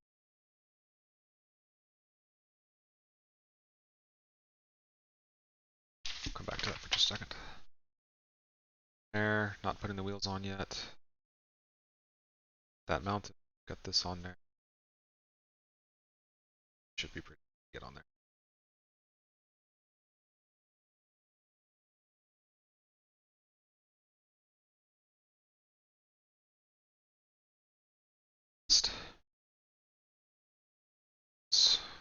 Seven.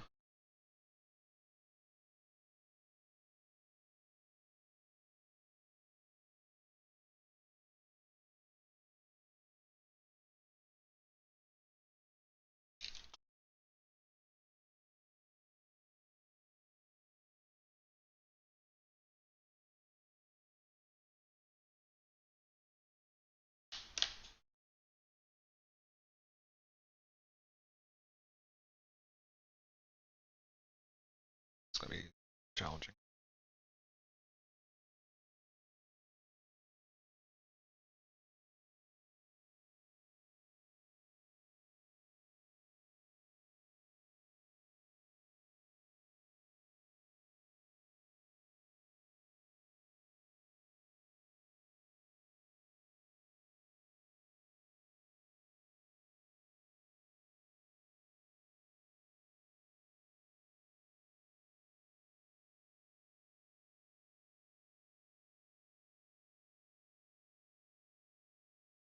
There.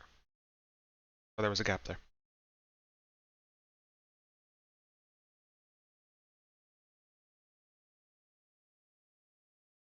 More check for dumb errors. Axle. Covers on. Idle arms are 7's on.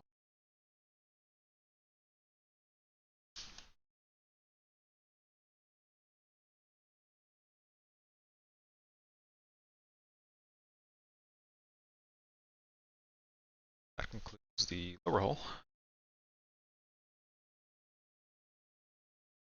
Now, we'll start working on the upper hull. I still haven't made up my mind on whether I'm going to put the tools on yet.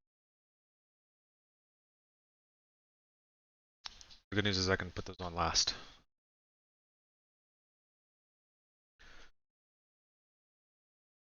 So I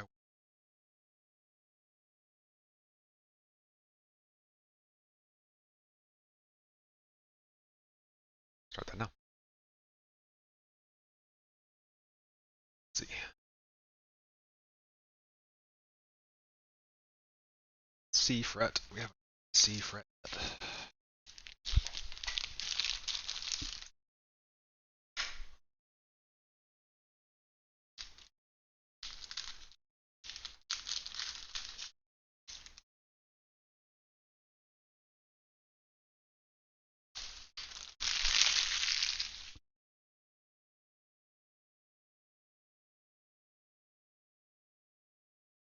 Probably can't see this, but the actually textured. Some molding.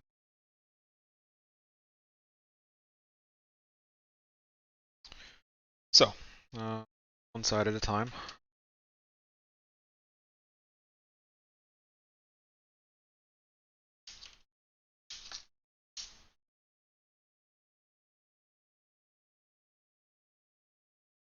Say that. I may go ahead and take this. That hard to clean up.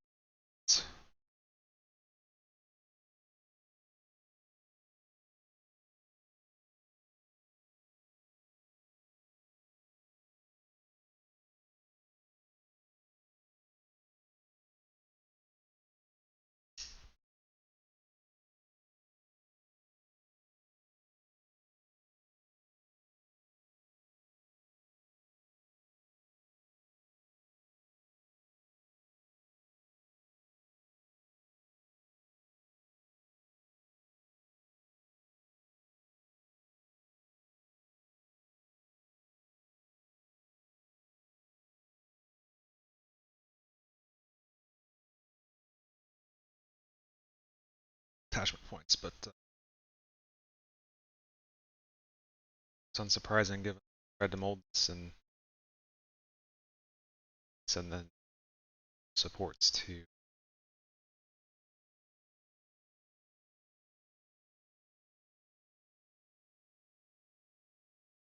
given that come out is really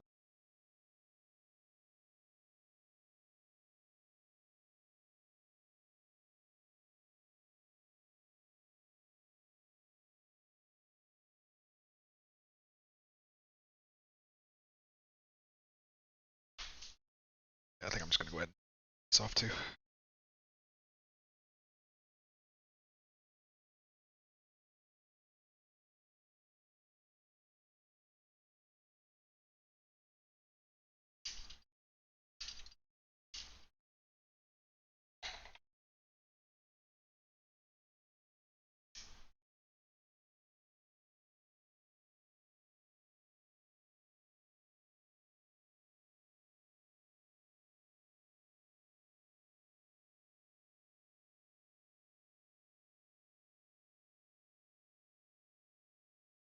I think it rolled the desk, which is fine, it's just a piece of trash, I'll get it later.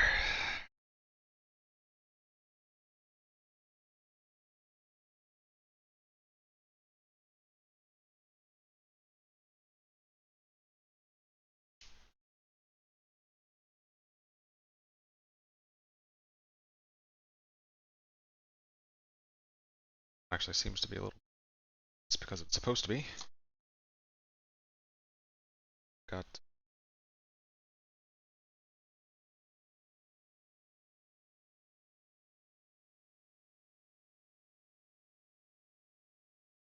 seam quite straight. See how that goes. Nothing a double roll application.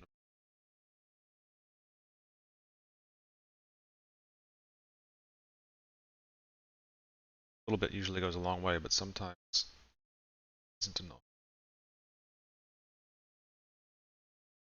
Wow, even the underside is textured. That's impressive.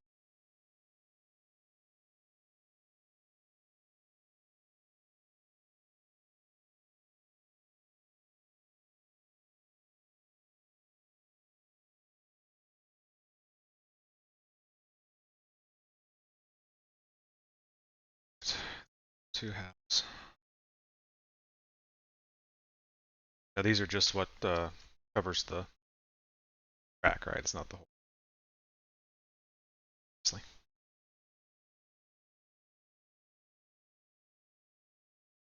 Some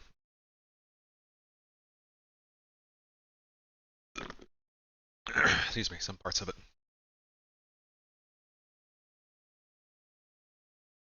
All right.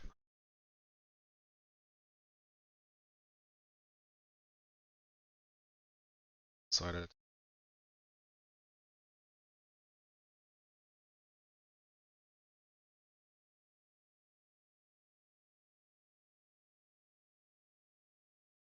This is a lot.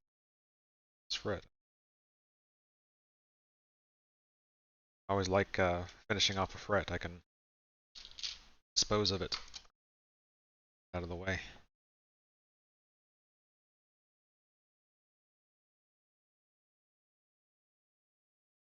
Like I'm making some.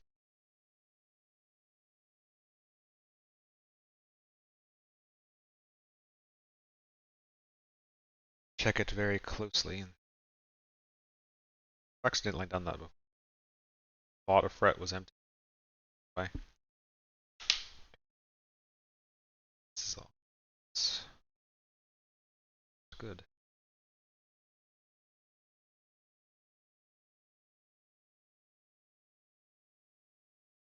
Side.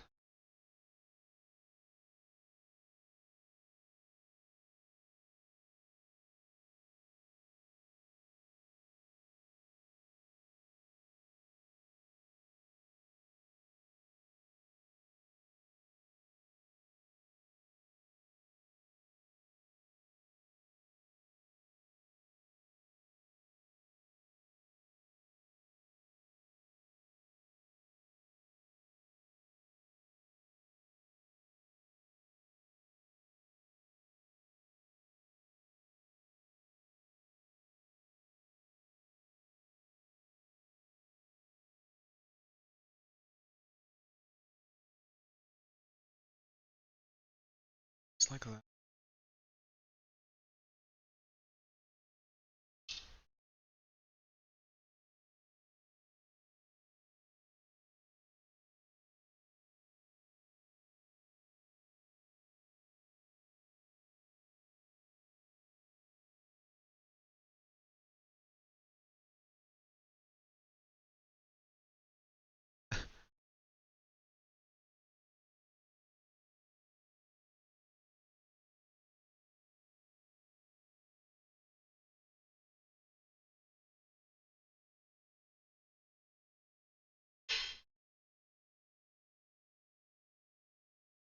Surfaced actually.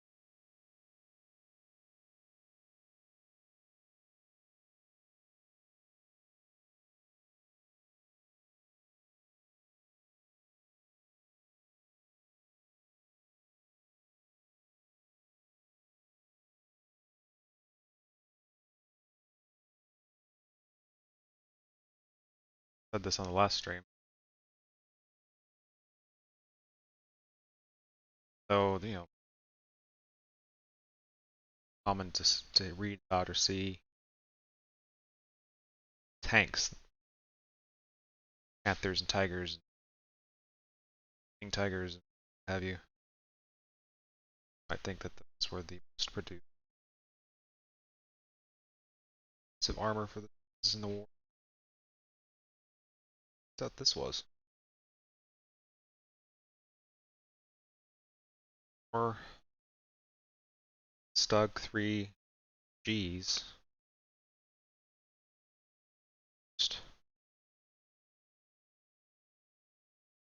All of Tier 4s.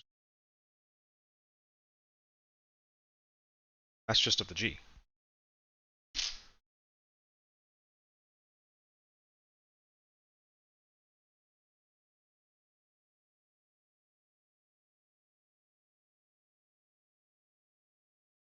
So,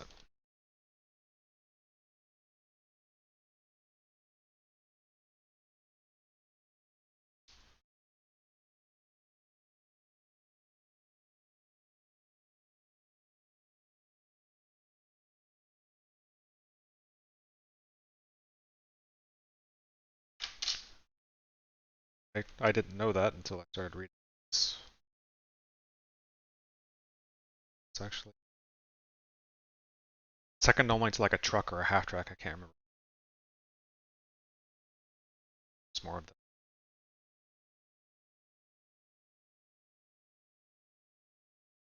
lot of StuGs. I think in a lot of ways because it was symboled a bit turret.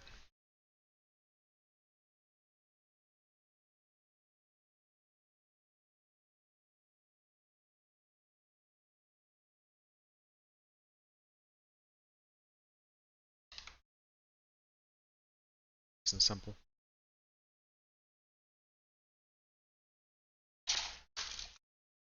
Got these spread out on lots of different frets.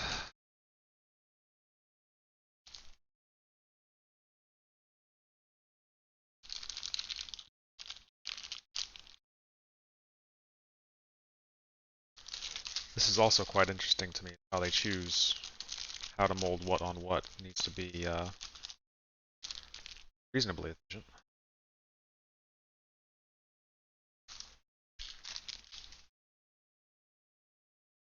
Oh, this isn't even the right F fret.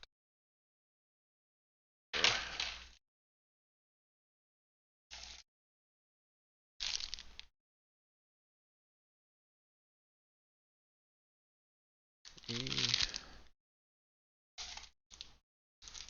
G, G, G.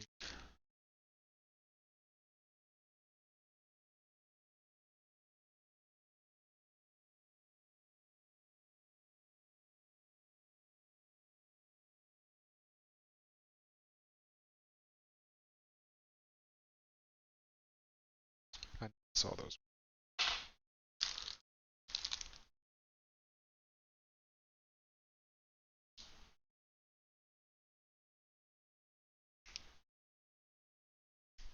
Oh, I understand.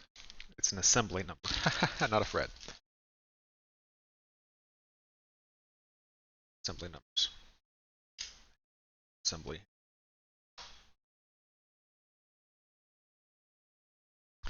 That makes more sense.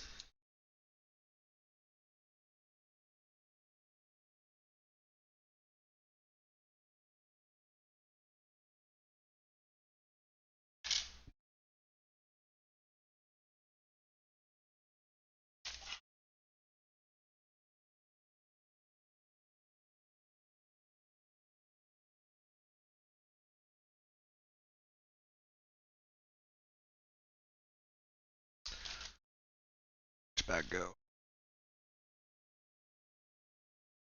Now I actually need these little.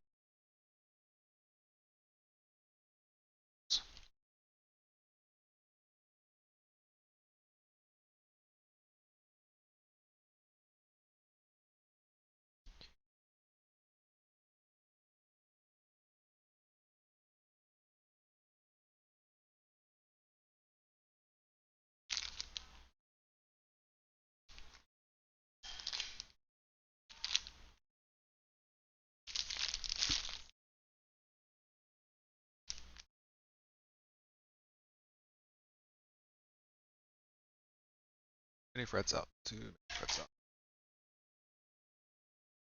Here we go.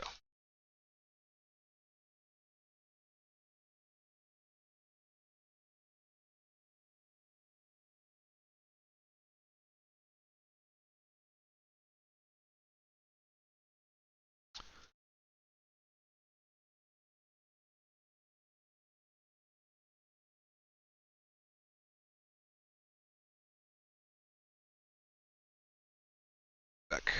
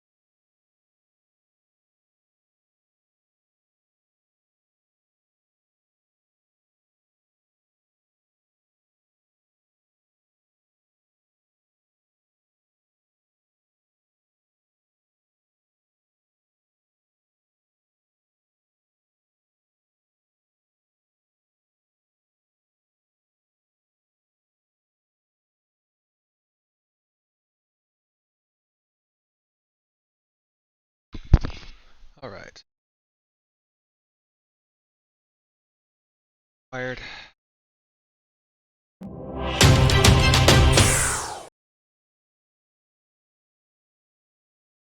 Flipped.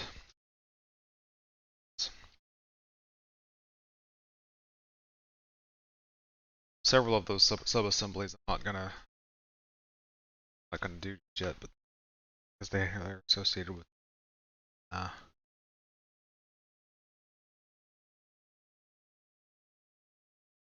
structure.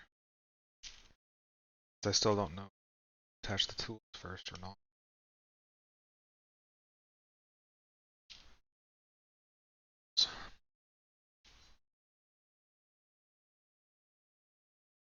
Said earlier, I think.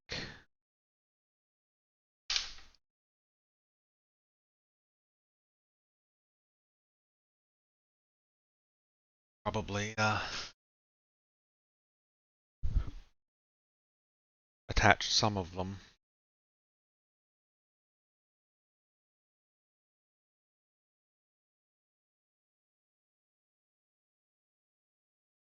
I need to give it a look. Think about it a little.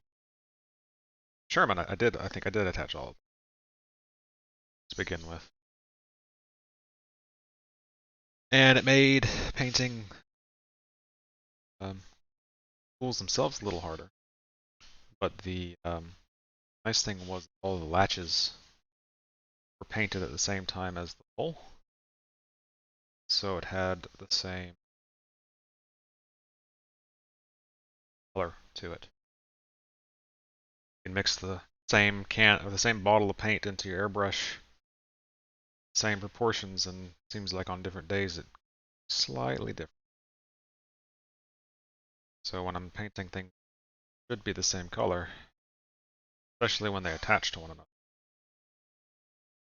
Try to paint them at the same.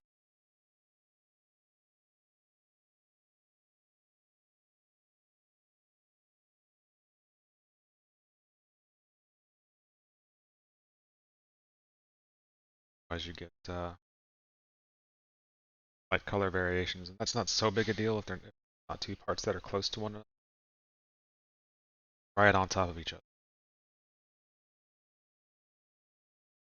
It can be quite a problem.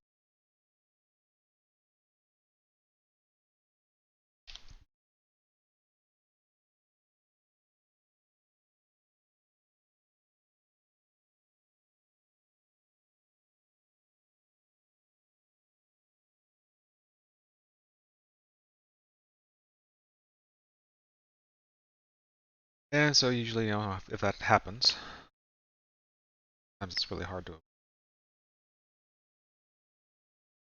just cover it up with weathering. A little dirt, a little oil, a little something.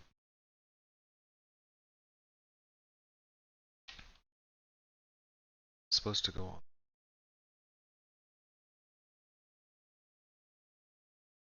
That is going to be a challenge. Got these little metal fins top of plastic pieces.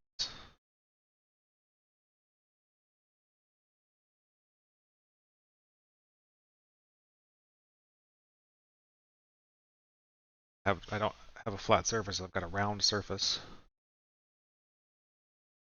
Attach these two.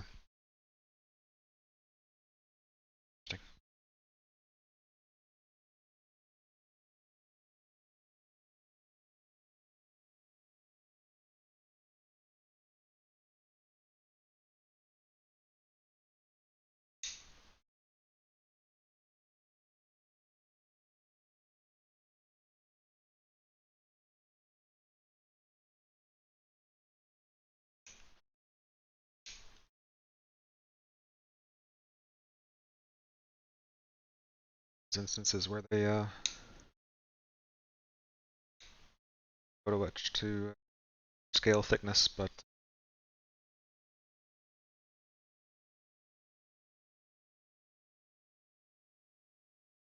not a whole lot of guidance on how to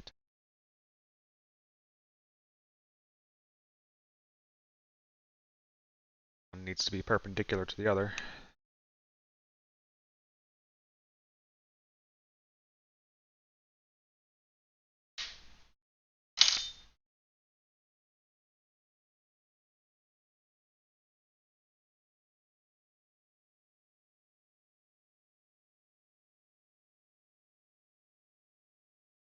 Camo.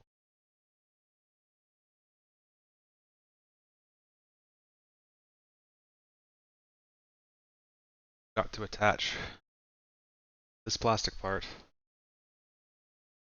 This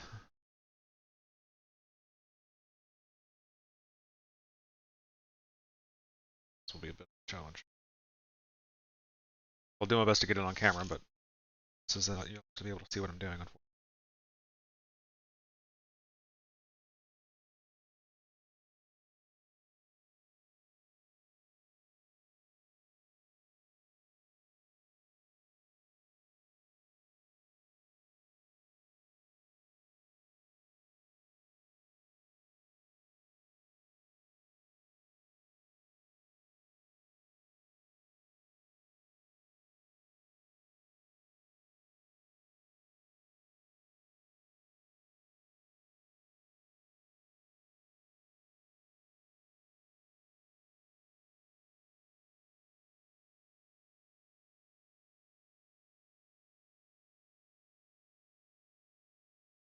Spraying like matters to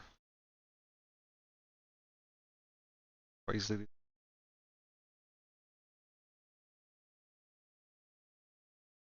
I actually did it.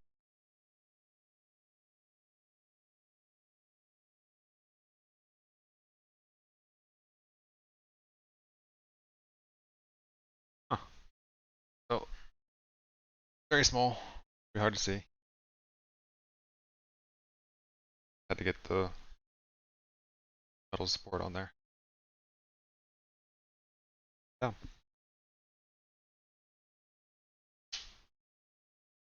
I said I should probably send the tweet first. This worked last time, so I'm not.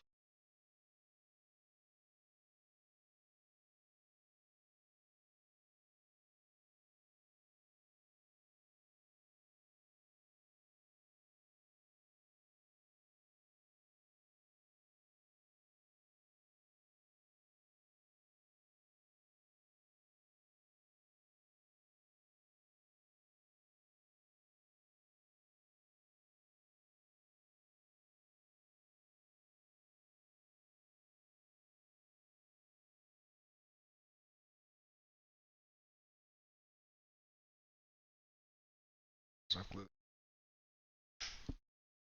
It's more.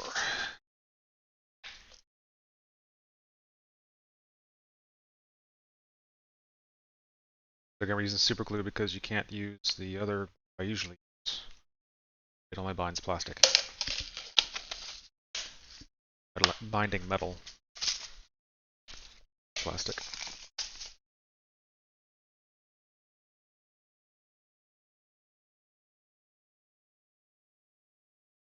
Different glue.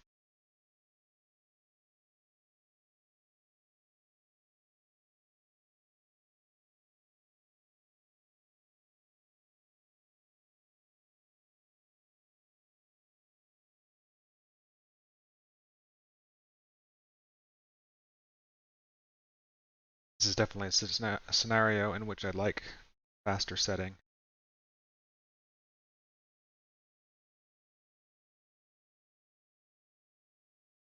So I get it in position.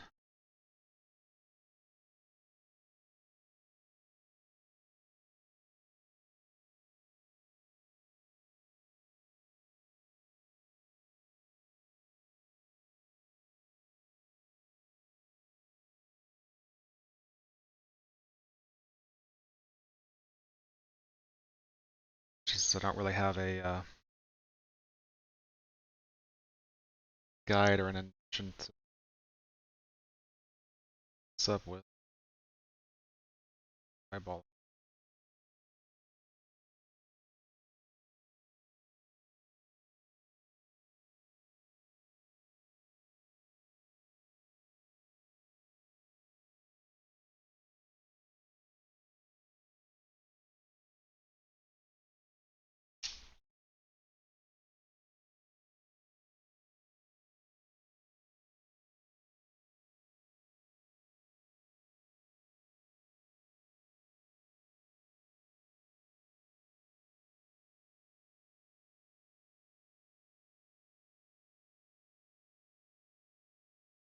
come back and check to make sure attached well with them while setting, in case scraps at them. Hopefully settle well and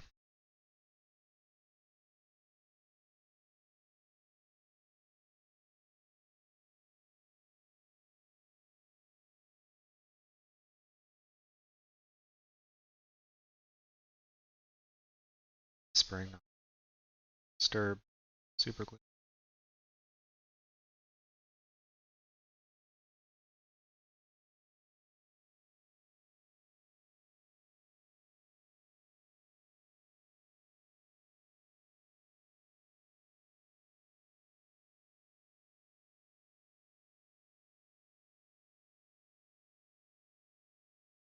It's hard to see if it's lined right.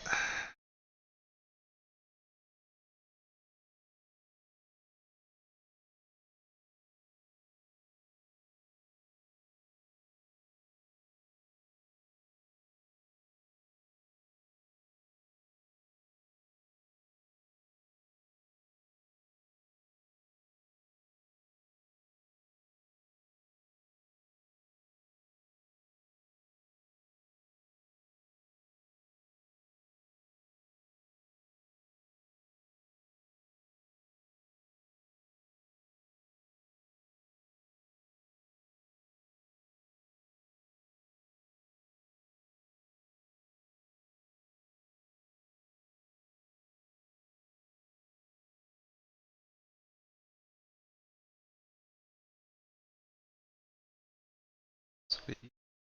Steady your hand.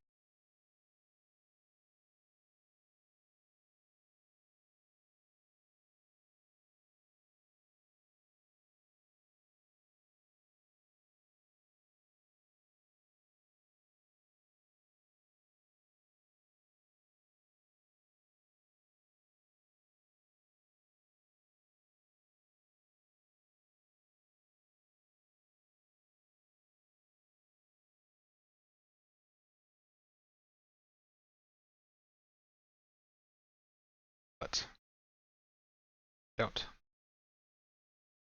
Just my hands or elbows or forearms on the table or something just to keep my hands from shaking.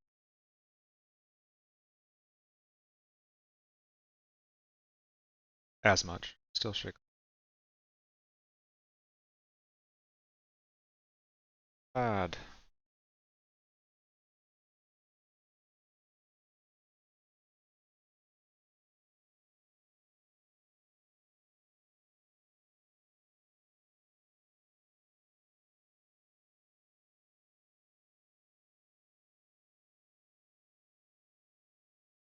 Checking the alignment now.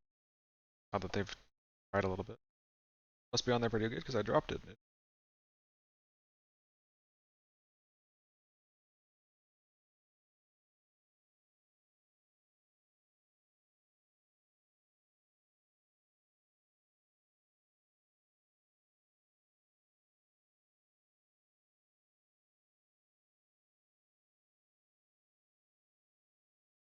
Well, that wasn't terrible, huh?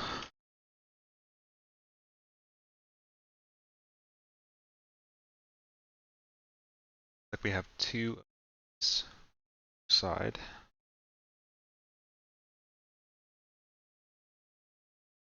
Back to other plastic.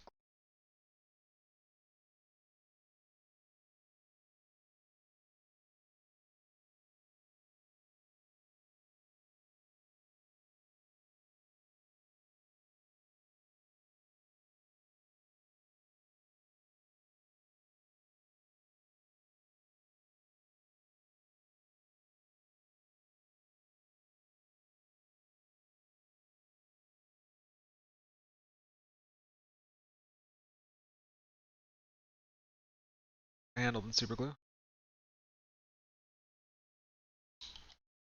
Super glue.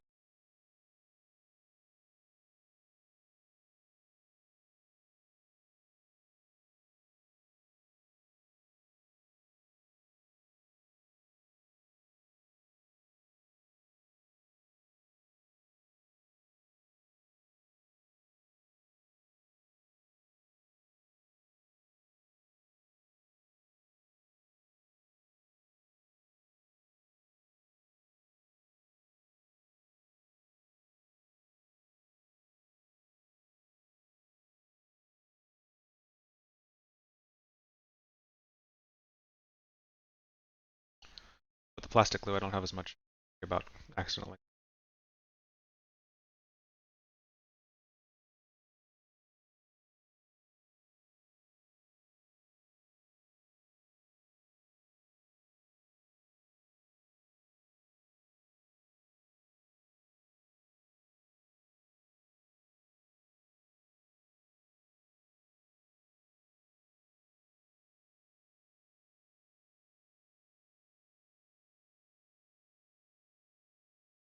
Helps if you don't drop.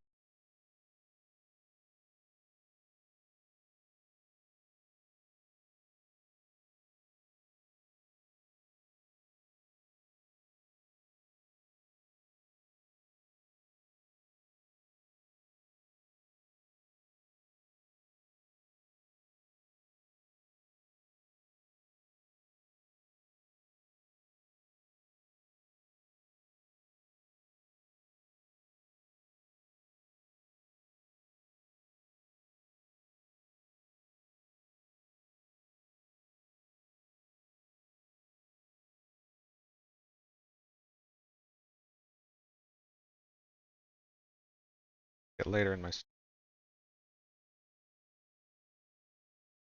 better about planning,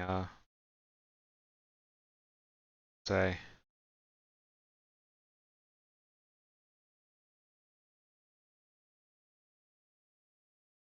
so I know when I drop into a stream and saying anything, I don't tend to stick around very long.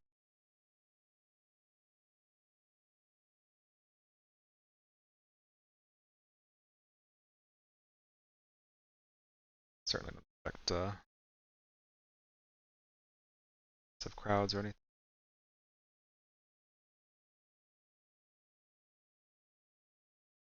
I do enjoy engaging with this when it chooses to chat.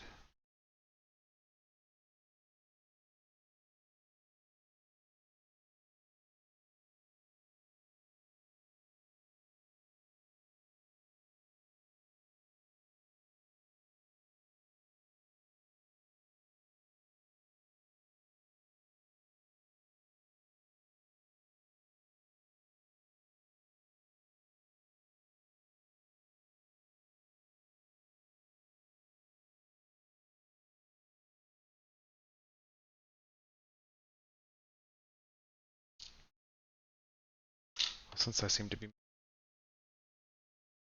two sides, I think I will touch these pieces on this side.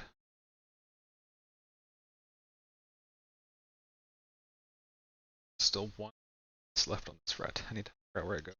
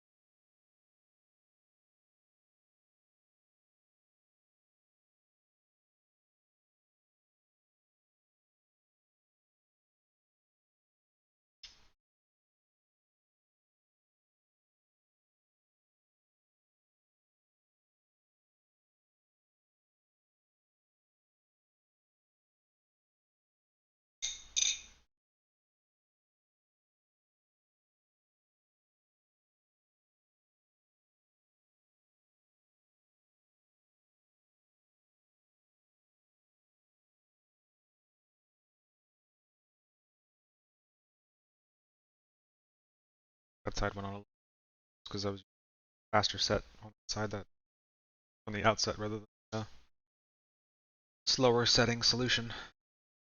It's fast.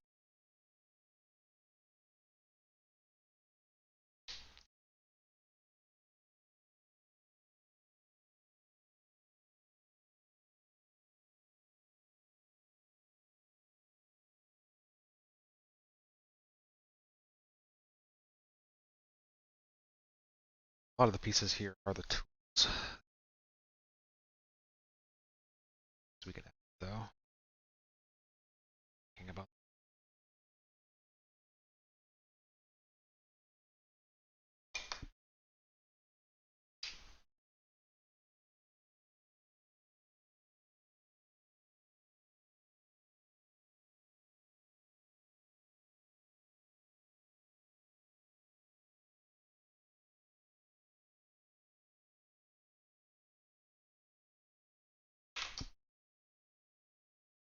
C mounts here for something.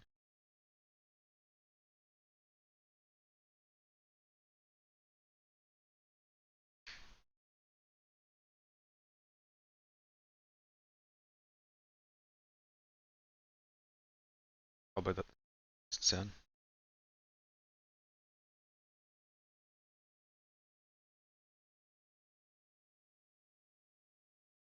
It's not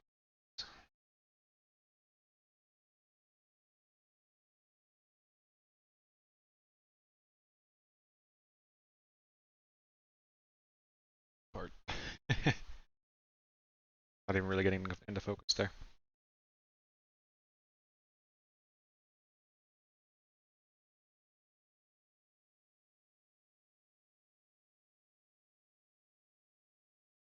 Something that I would easily be. So need careful.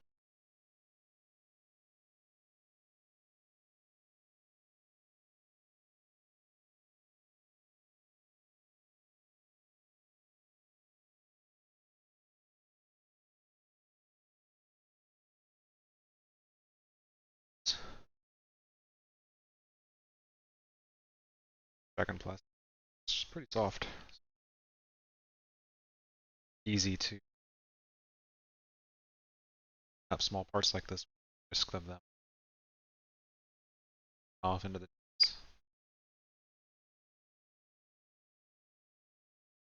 Definitely cut small pieces off of a something, bounce off the wall, and be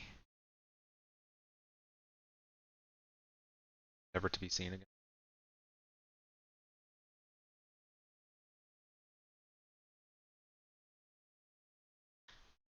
Say that won't happen,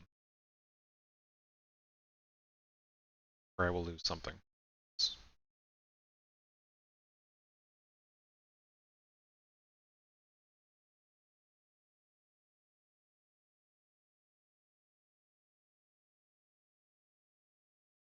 Makes it easy to clean up.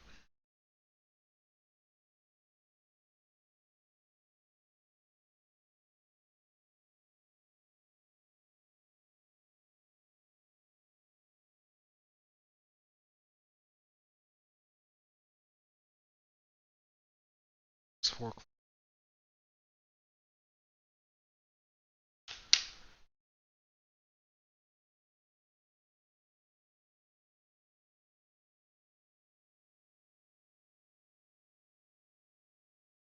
little indentions.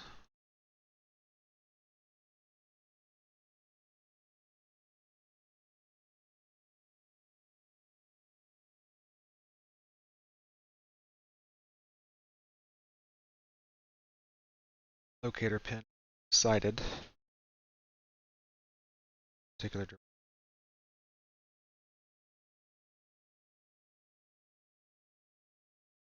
Careful, I'm gonna.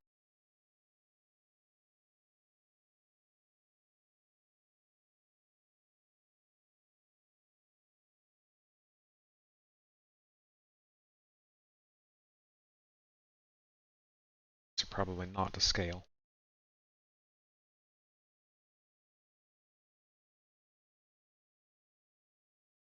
It's okay.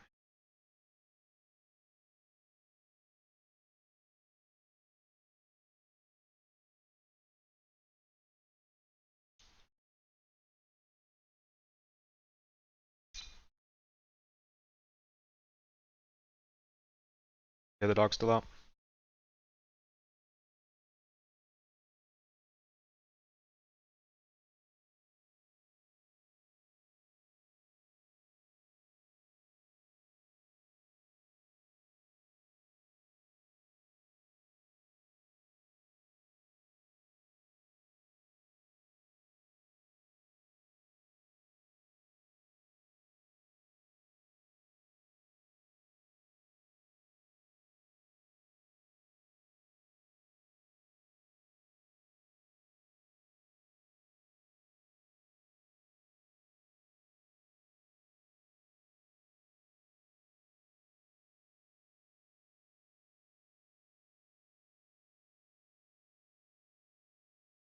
Hey, plan.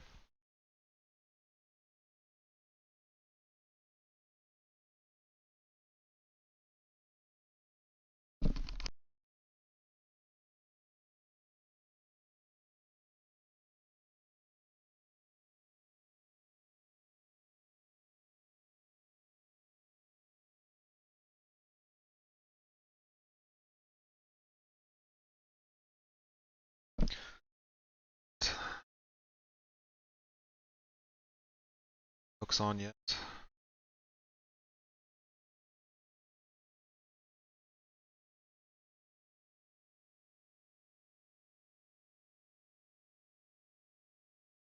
Looking at the instructions to see.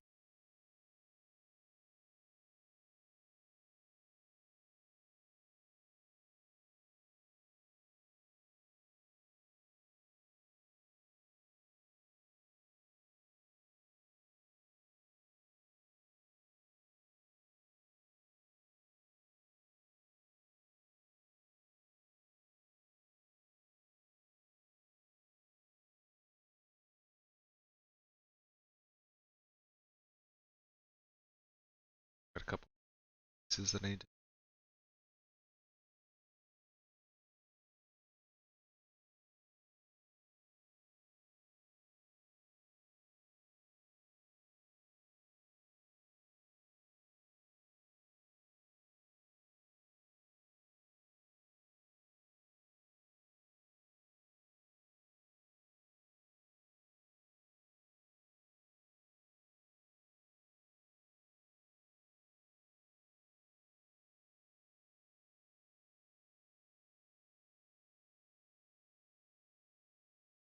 Option here of one that's got a little bit of texture to it, which is one that doesn't. Textured.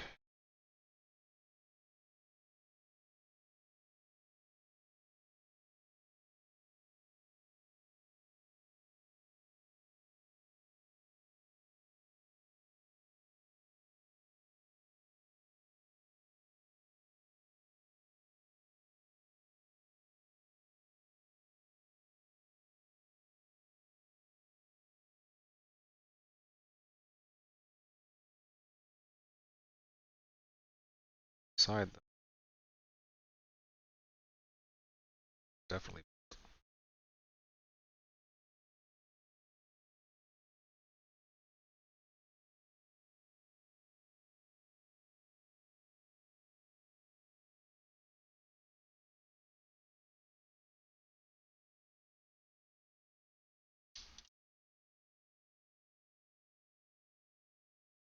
Flat section. Photo etch piece is supposed to sit on it.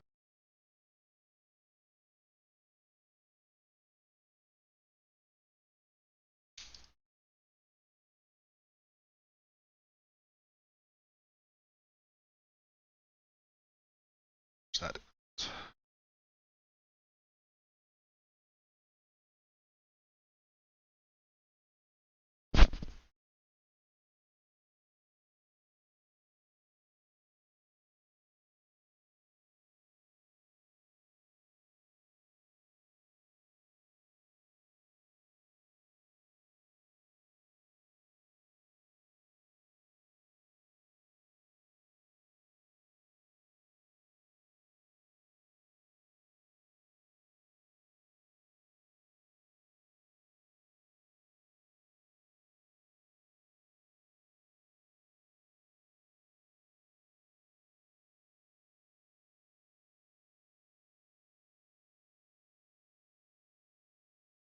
to make an executive decision and flip it.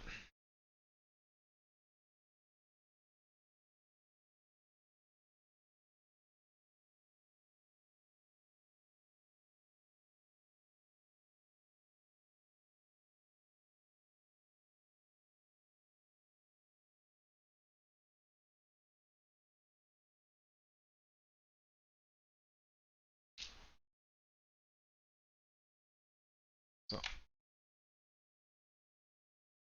toothpick.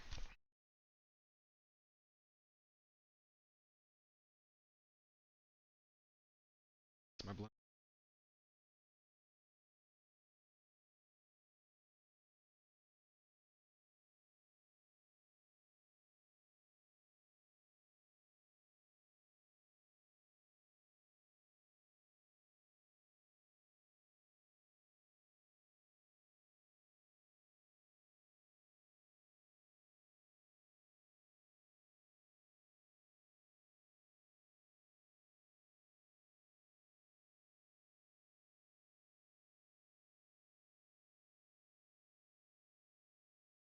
Little ridge of super glue.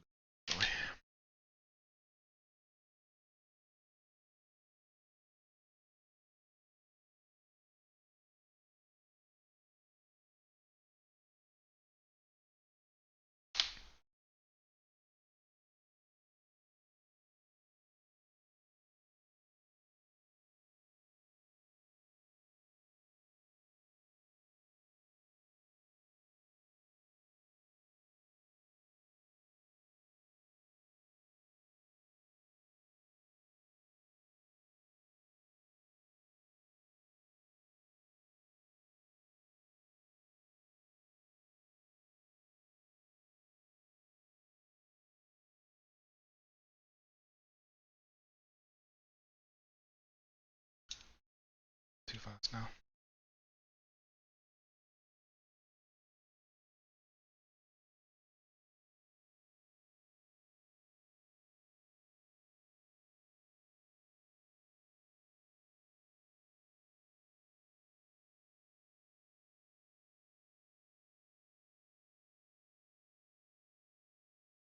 Problem solved. Next problem is whether or not there's the photo.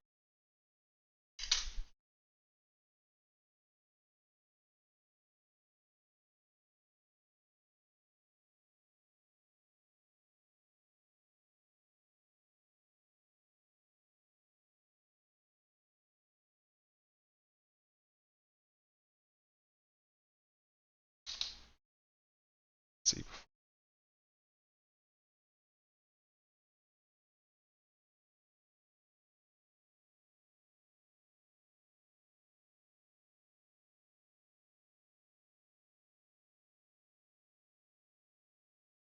It's just surprisingly.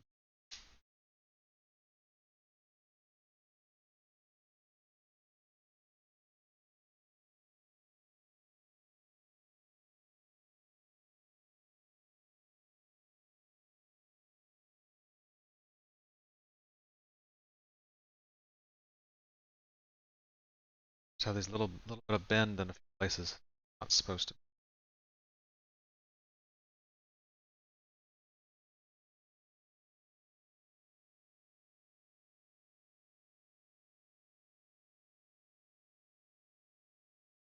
Straight in.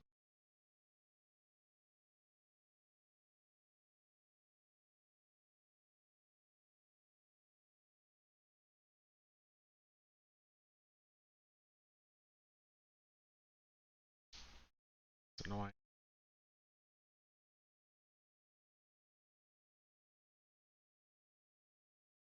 Got enough problems by user error. I don't need help from a bad mold. I often say about kit.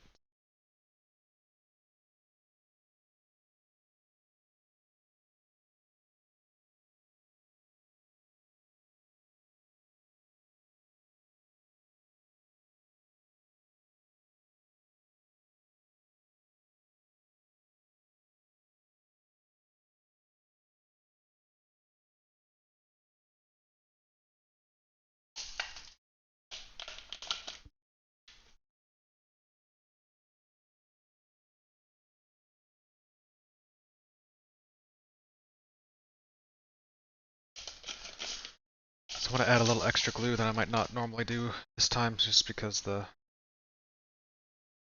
active connection is not solid as I would like.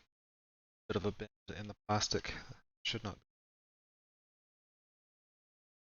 Just a little bit. Sake of rigidity.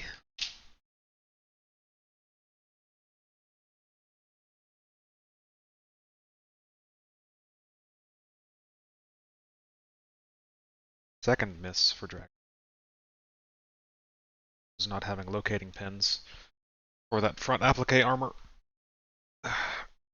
This issue here. Surprising. I suppose a long piece like this is difficult to hold without some risk of bending, but still. Seems quite a miss there. Alright, so this one has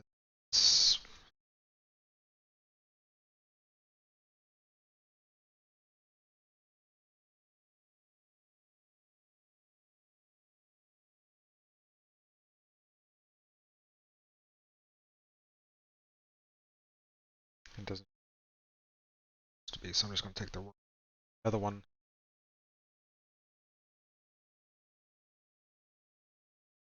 Tail was on the wrong, so I ignored their and sense to me.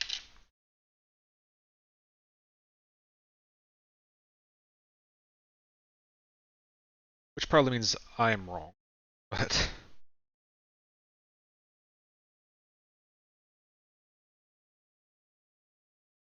find that out later.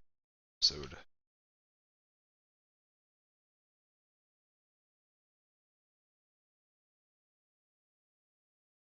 To get all the pieces assembled except for the tools.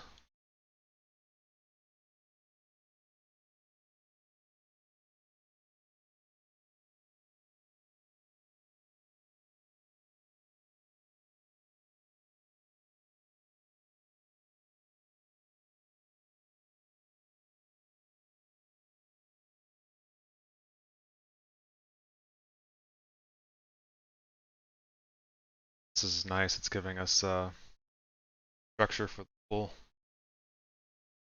box area.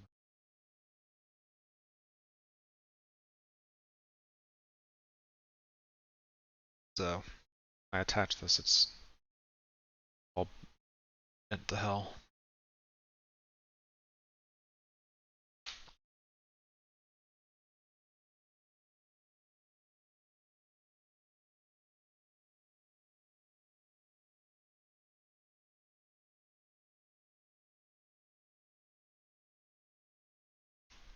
It's just nice that they have the photo etch though.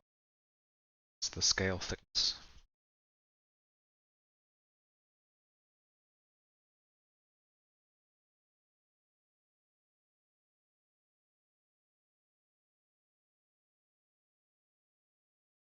So for these spiders.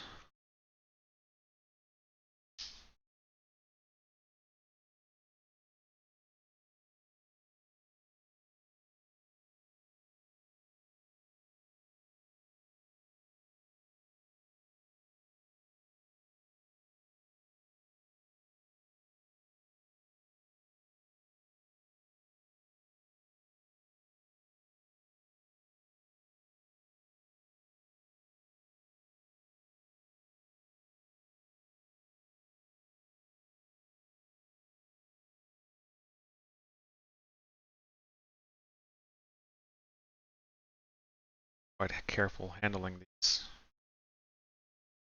assembly progresses because it's going to be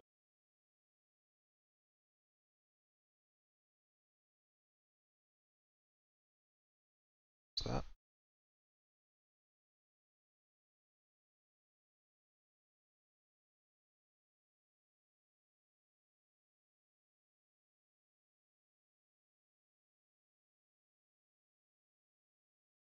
Side is flat, so that's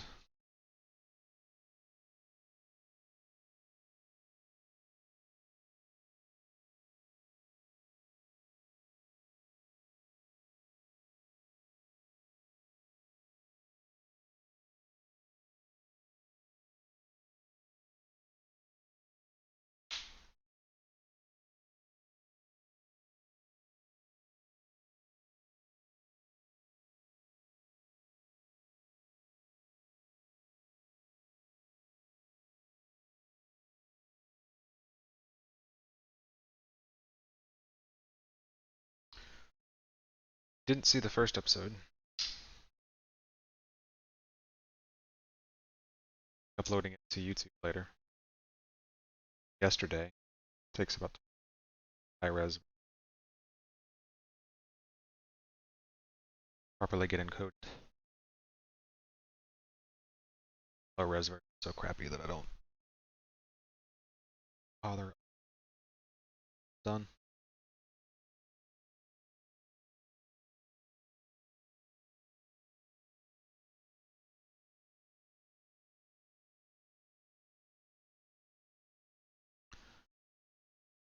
I'll upload the first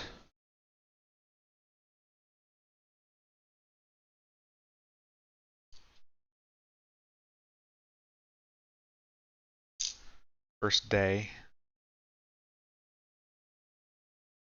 as soon as I call it quits. Will always be about a day behind.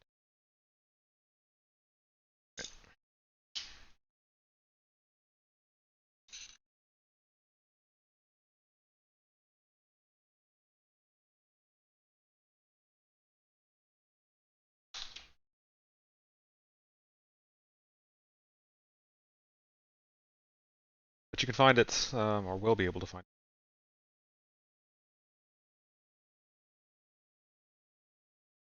it. Same handle.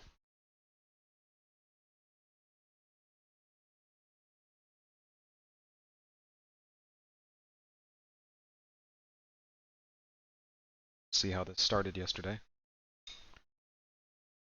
Out there. Also go see my 0 build. It's there. Also my gaming streams, which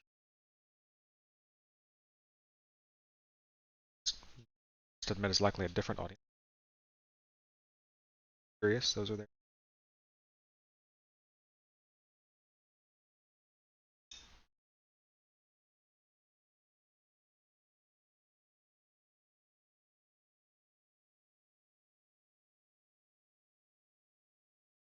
Twitter.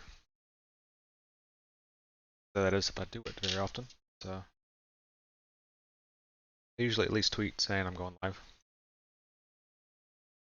That's about all I use it for.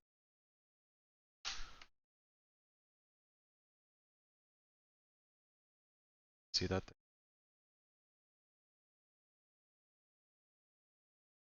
Also, 25.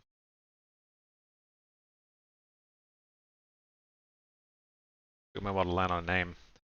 Wanted all three to be the same.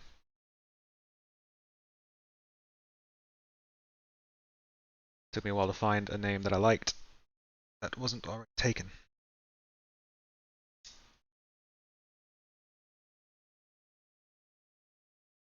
There are a lot of Twitter accounts out there. It's,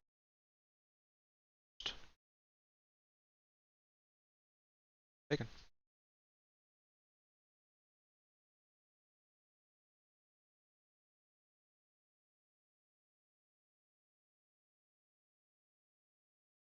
Struggled for a while to get a name I liked.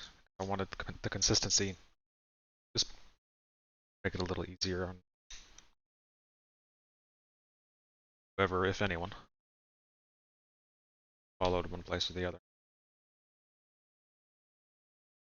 Easily find related content that I produce much of it. What I produce.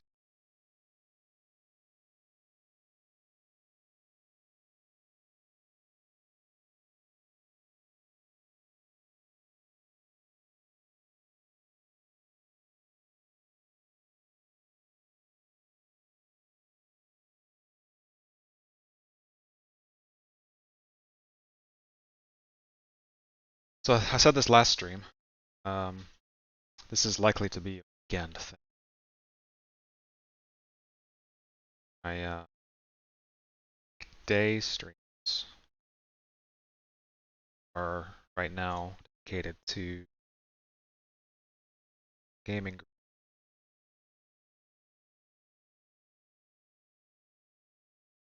creating some content. Let's see, 15. See what that looked like. Weeks, days.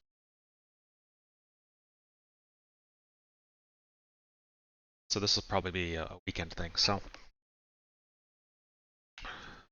when I'm not traveling for family birthdays or holidays or whatever, I'll try to at least get a day in on the weekend to make some progress on these.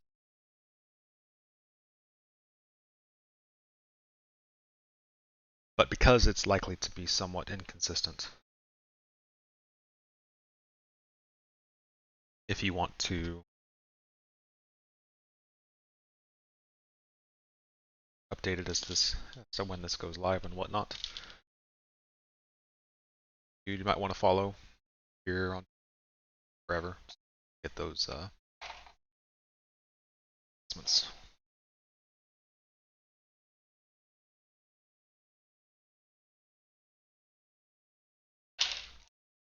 Are juggling frets again, trying to figure out something is sitting. There we go.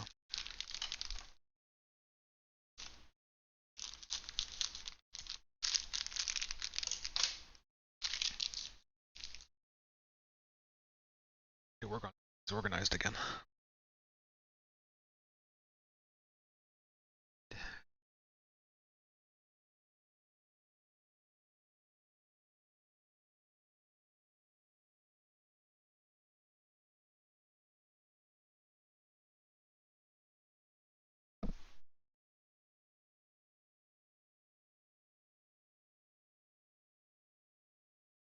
But in between work and game streams,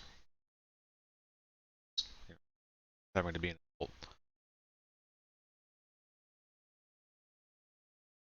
Unlikely I'll have time to stream this during the week as well. Hours in the day.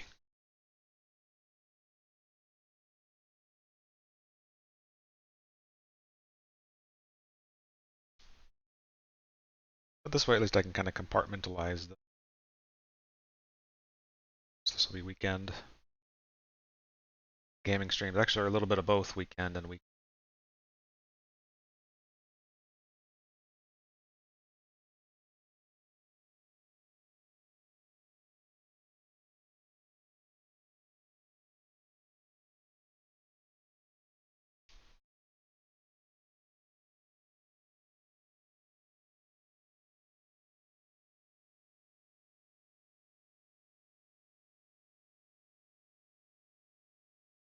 See. Dragon does a very good job of having very small locating pin. Which confuses me even more as to why the applique armor on the front didn't have any.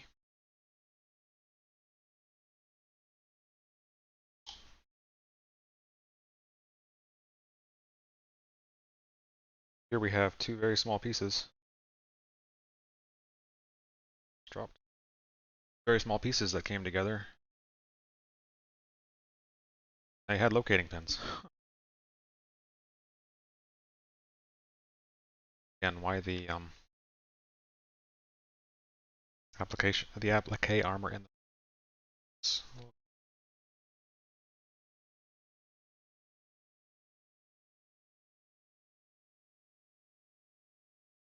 watching while painting your Bell 146 M40 self-propelled gun. Hey, I don't know how long you've been modeling. Calling this rocket science in comparison. I don't, I don't know how long you've been modeling, but everybody starts somewhere, right? I certainly didn't start building kits like this. I started building snap-tight kits from Revell and other companies. I didn't even paint them. And I started nearly 30 years ago. So, don't judge yourself too harshly. If that's where you're going with that. I'm just glad that there are other people in the hobby. You know, for a while it was getting kind of bleak. It didn't look like it was going to be popular very long. It's becoming more and more popular, which is really cool. All that to say, do what you enjoy, right? Happy with what you're doing it, then keep doing it exactly that way. Want to paint your M40 pink, the hobby. I wouldn't necessarily take it to a model show and compete with it, but outside of that, as you wish.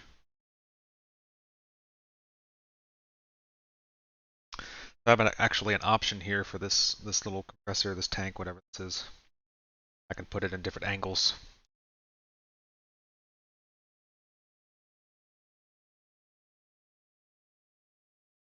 I even have locator pins, so I can actually choose exactly how I want it. So it actually, I should say, it does have locator, but it's telling me to cut.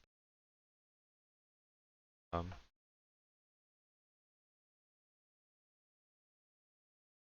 see, what do we like?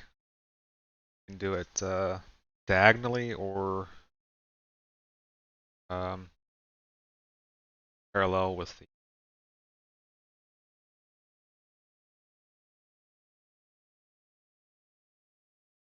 body here. So it tells me I can do it diagonally, like so.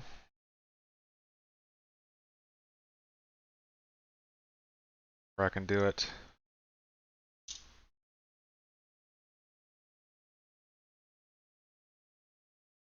perpendicular or parallel to the hull. I think I like parallel. It looks like it's supposed to be that way. I think I'm gonna do mine. So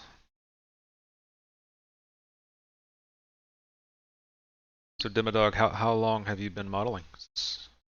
Doing for a while? Still here? Sorry if I missed you. I better about paying attention.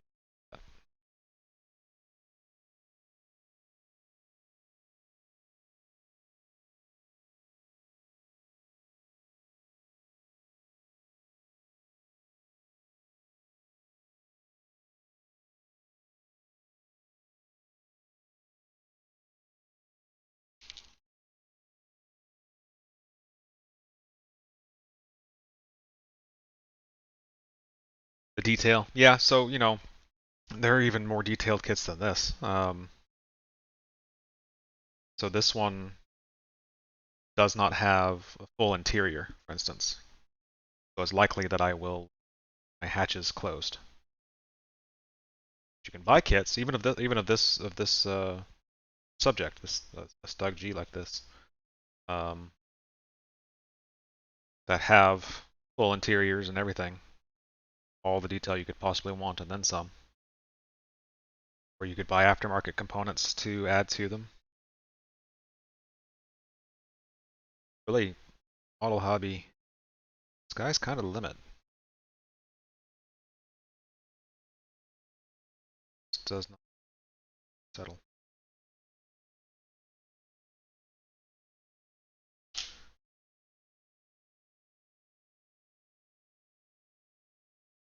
Yeah, I'm glad you're getting back into it. It's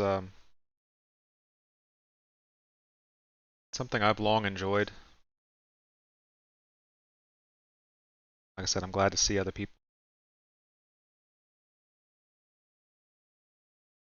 I build a little bit of everything. Right now, obviously, I'm building a tank.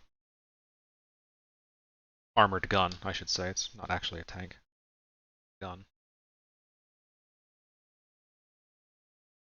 For this, I was building Japanese Zero. For that,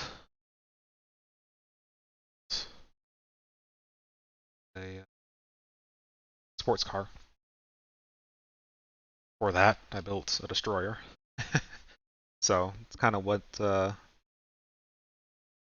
the mood I'm in. I The neat thing is you got all those opportunities, all those choices that you can make. And all of them have different levels of detail that you choose to add or not. So it's nice to have that ability.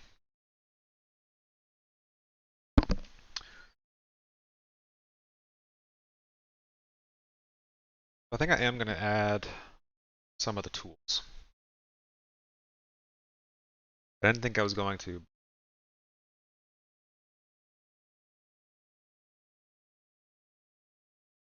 Just a little bit. All my G frets again.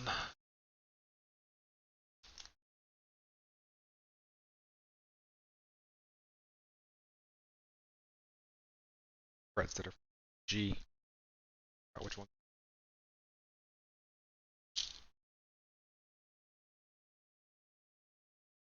Yeah, perhaps somewhat amusingly, I picked this kit because I thought it was going to be pretty simple.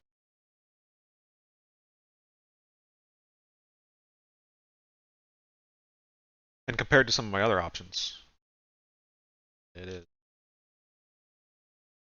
It's turned out to be a complicated build, which is fine. Still nice because armor you can just put it together, paint it at the end. Like even the tools, if I decide to put them on, obviously the handles of the shovels would be wood, metal, but in this case, I think it's supposed to be wood. I could paint that by hand later.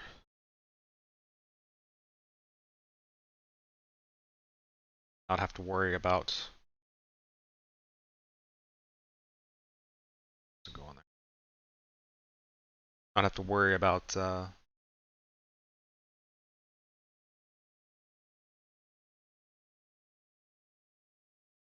getting things exactly right to begin, paint-wise. Let's see. I see.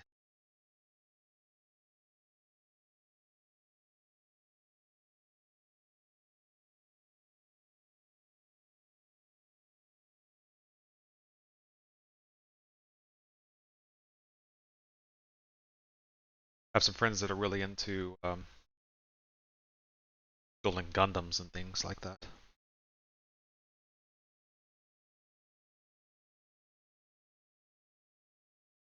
So it's just so many subjects out there that you,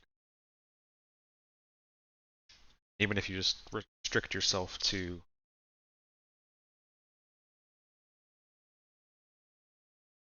even if it was just World War II armor. A lot of choice out there.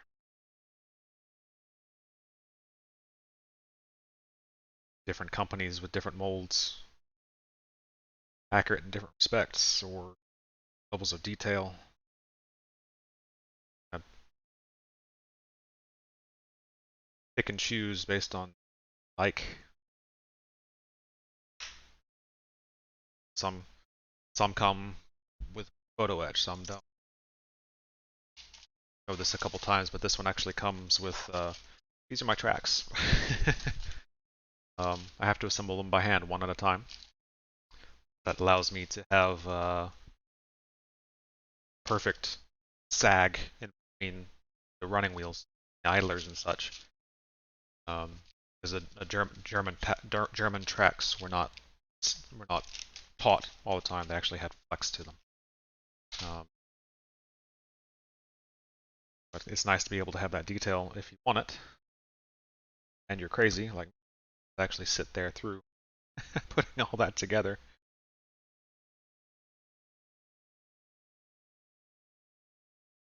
Or then you can just go and build some Ford Mustang with much less detail straight out of the box and still come out of this kit.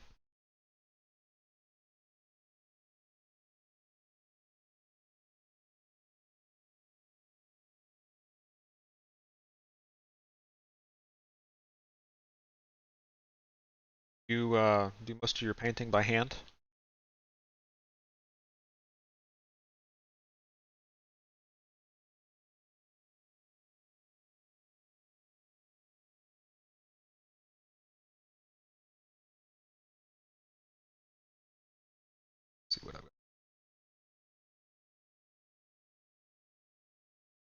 So I haven't done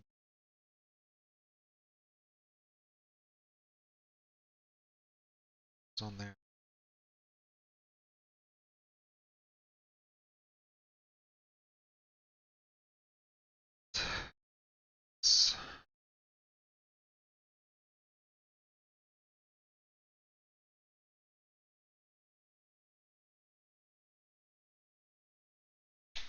Like I've got everything but the tools on there. That's my next step.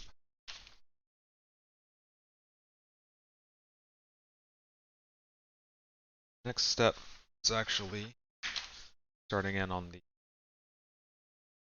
fighting box top. That may end up needing,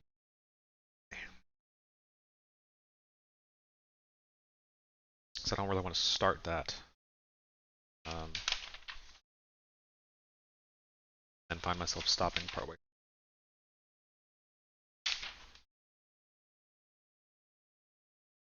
So let's think about these tools for a few minutes.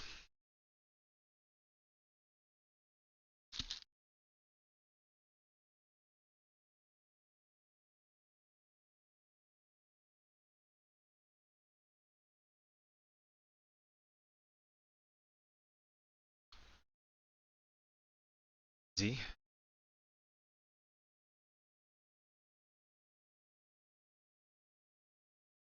Things like the shovels and the axes, pretty simple.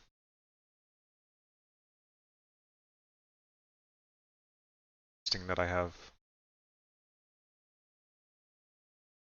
axes, 2 axes and 2 shovels.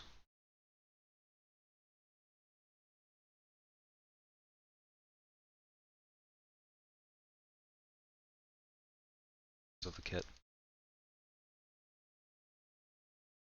I want to.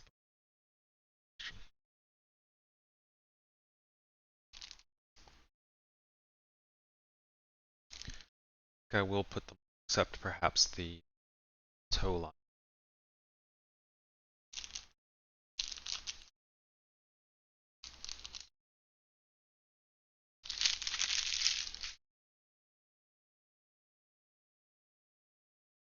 Jack, assemble that and paint it.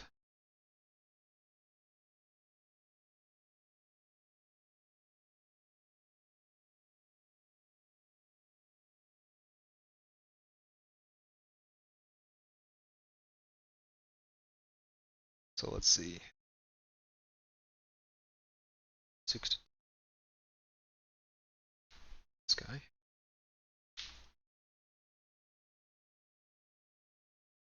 If you weren't on when I was talking about this earlier, the reason I'm trying to decide whether or not, I was trying to decide whether or not to put now or not is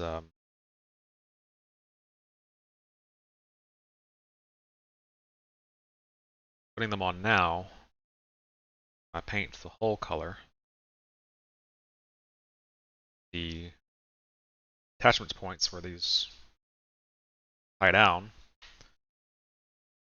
exactly the same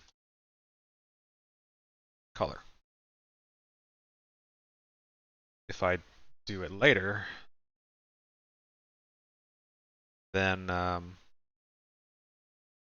run the risk of coloring not being quite the same. On the other hand, putting them on now means I have to hand paint the axe blade,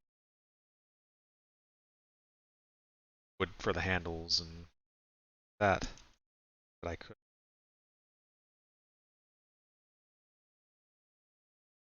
Grade, bright color,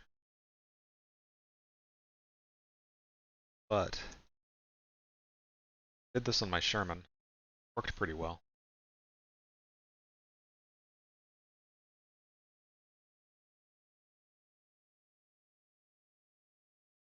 Really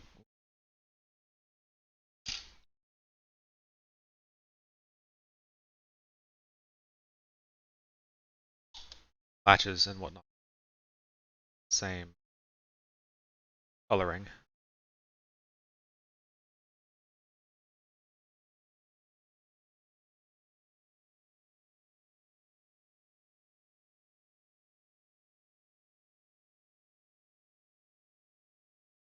suppose I could paint them or spray them at the same time, and paint them and attach them, but the glue itself actually damage the paint. So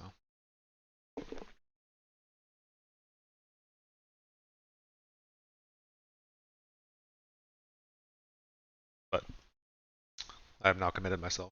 I've already attached one.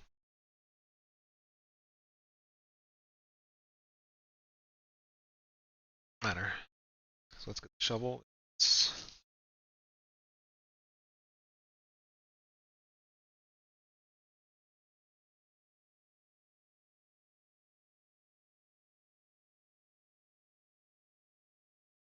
up and then show you like it's really nicely molded.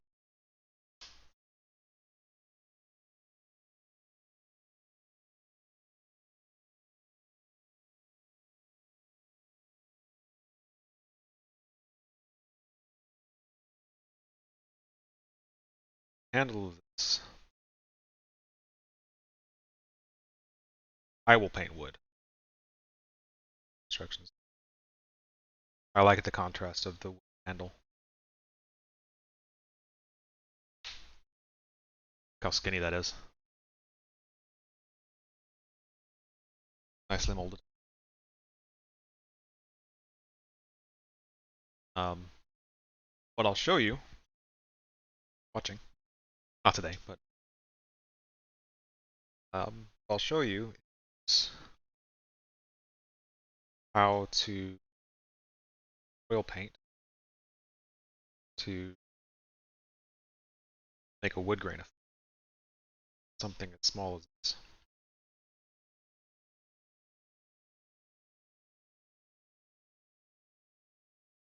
That's a nice, nice effect, I think. Just rather than just painting it brown or metallic handle of some sort.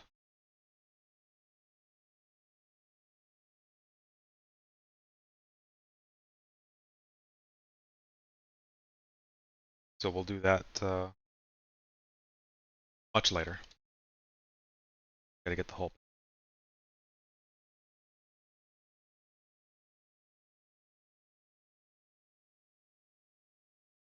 back into shape.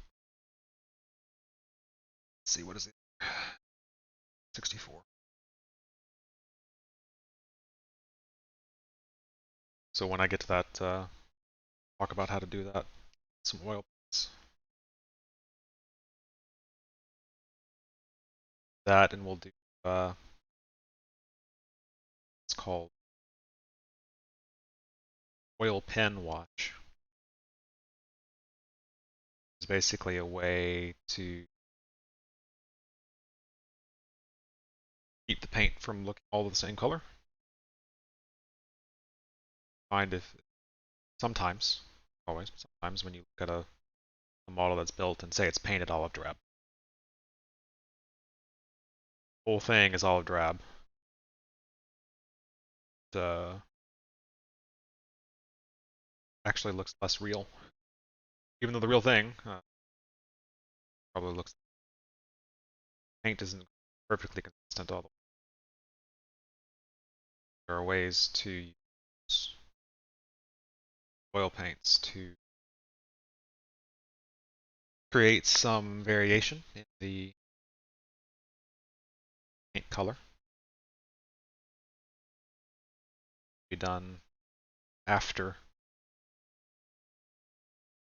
color coat is applied. It's supposed to work.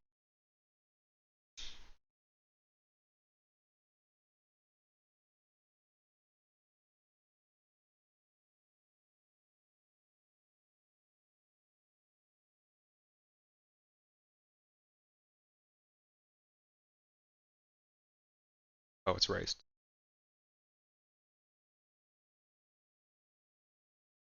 Subverted.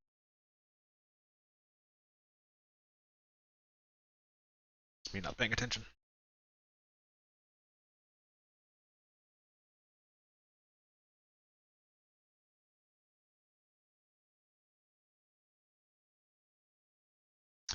So like I said, I'm not going to put the toe line on yet, I don't think. And I'm not going to put the toe hooks on yet. I'm not going to put the jack on yet because I want to paint that separately, attach it separately probably.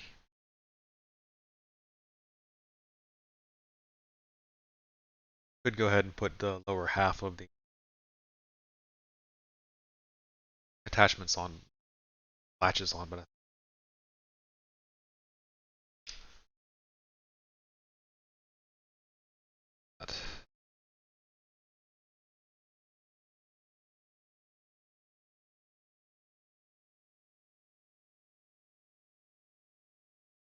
Highlighting some of the pieces that I missed them later. A lot of it should be fairly obvious, but if it's a small piece.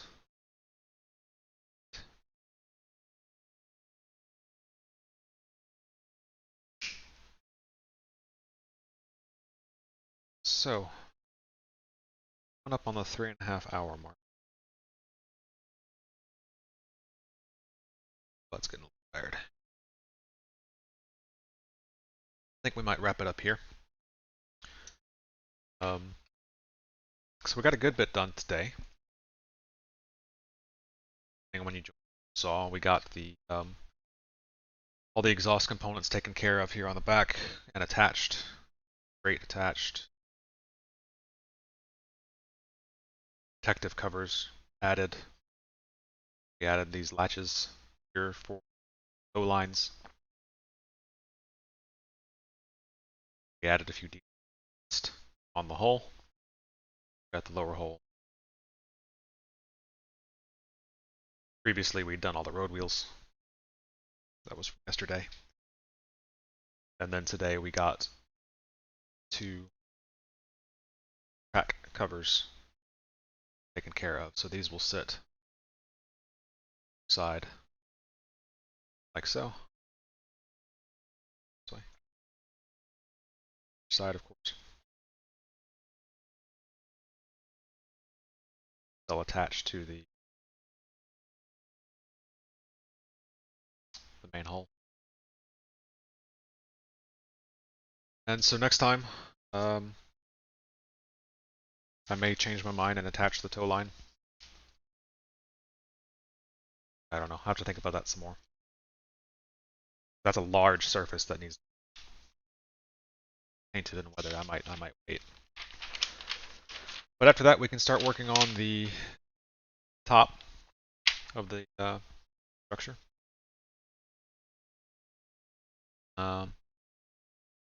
Good progress there. So slowly but surely, we're making through. I hope you enjoyed whichever part of the stream today that you watched.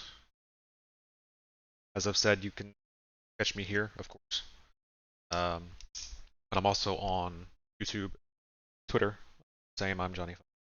So go see this episode, watching this sometime. Find me in other places. Watching this one, say. If you have any questions or comments, pick this up probably next weekend. So with that, I thank you for your time and catch you next time.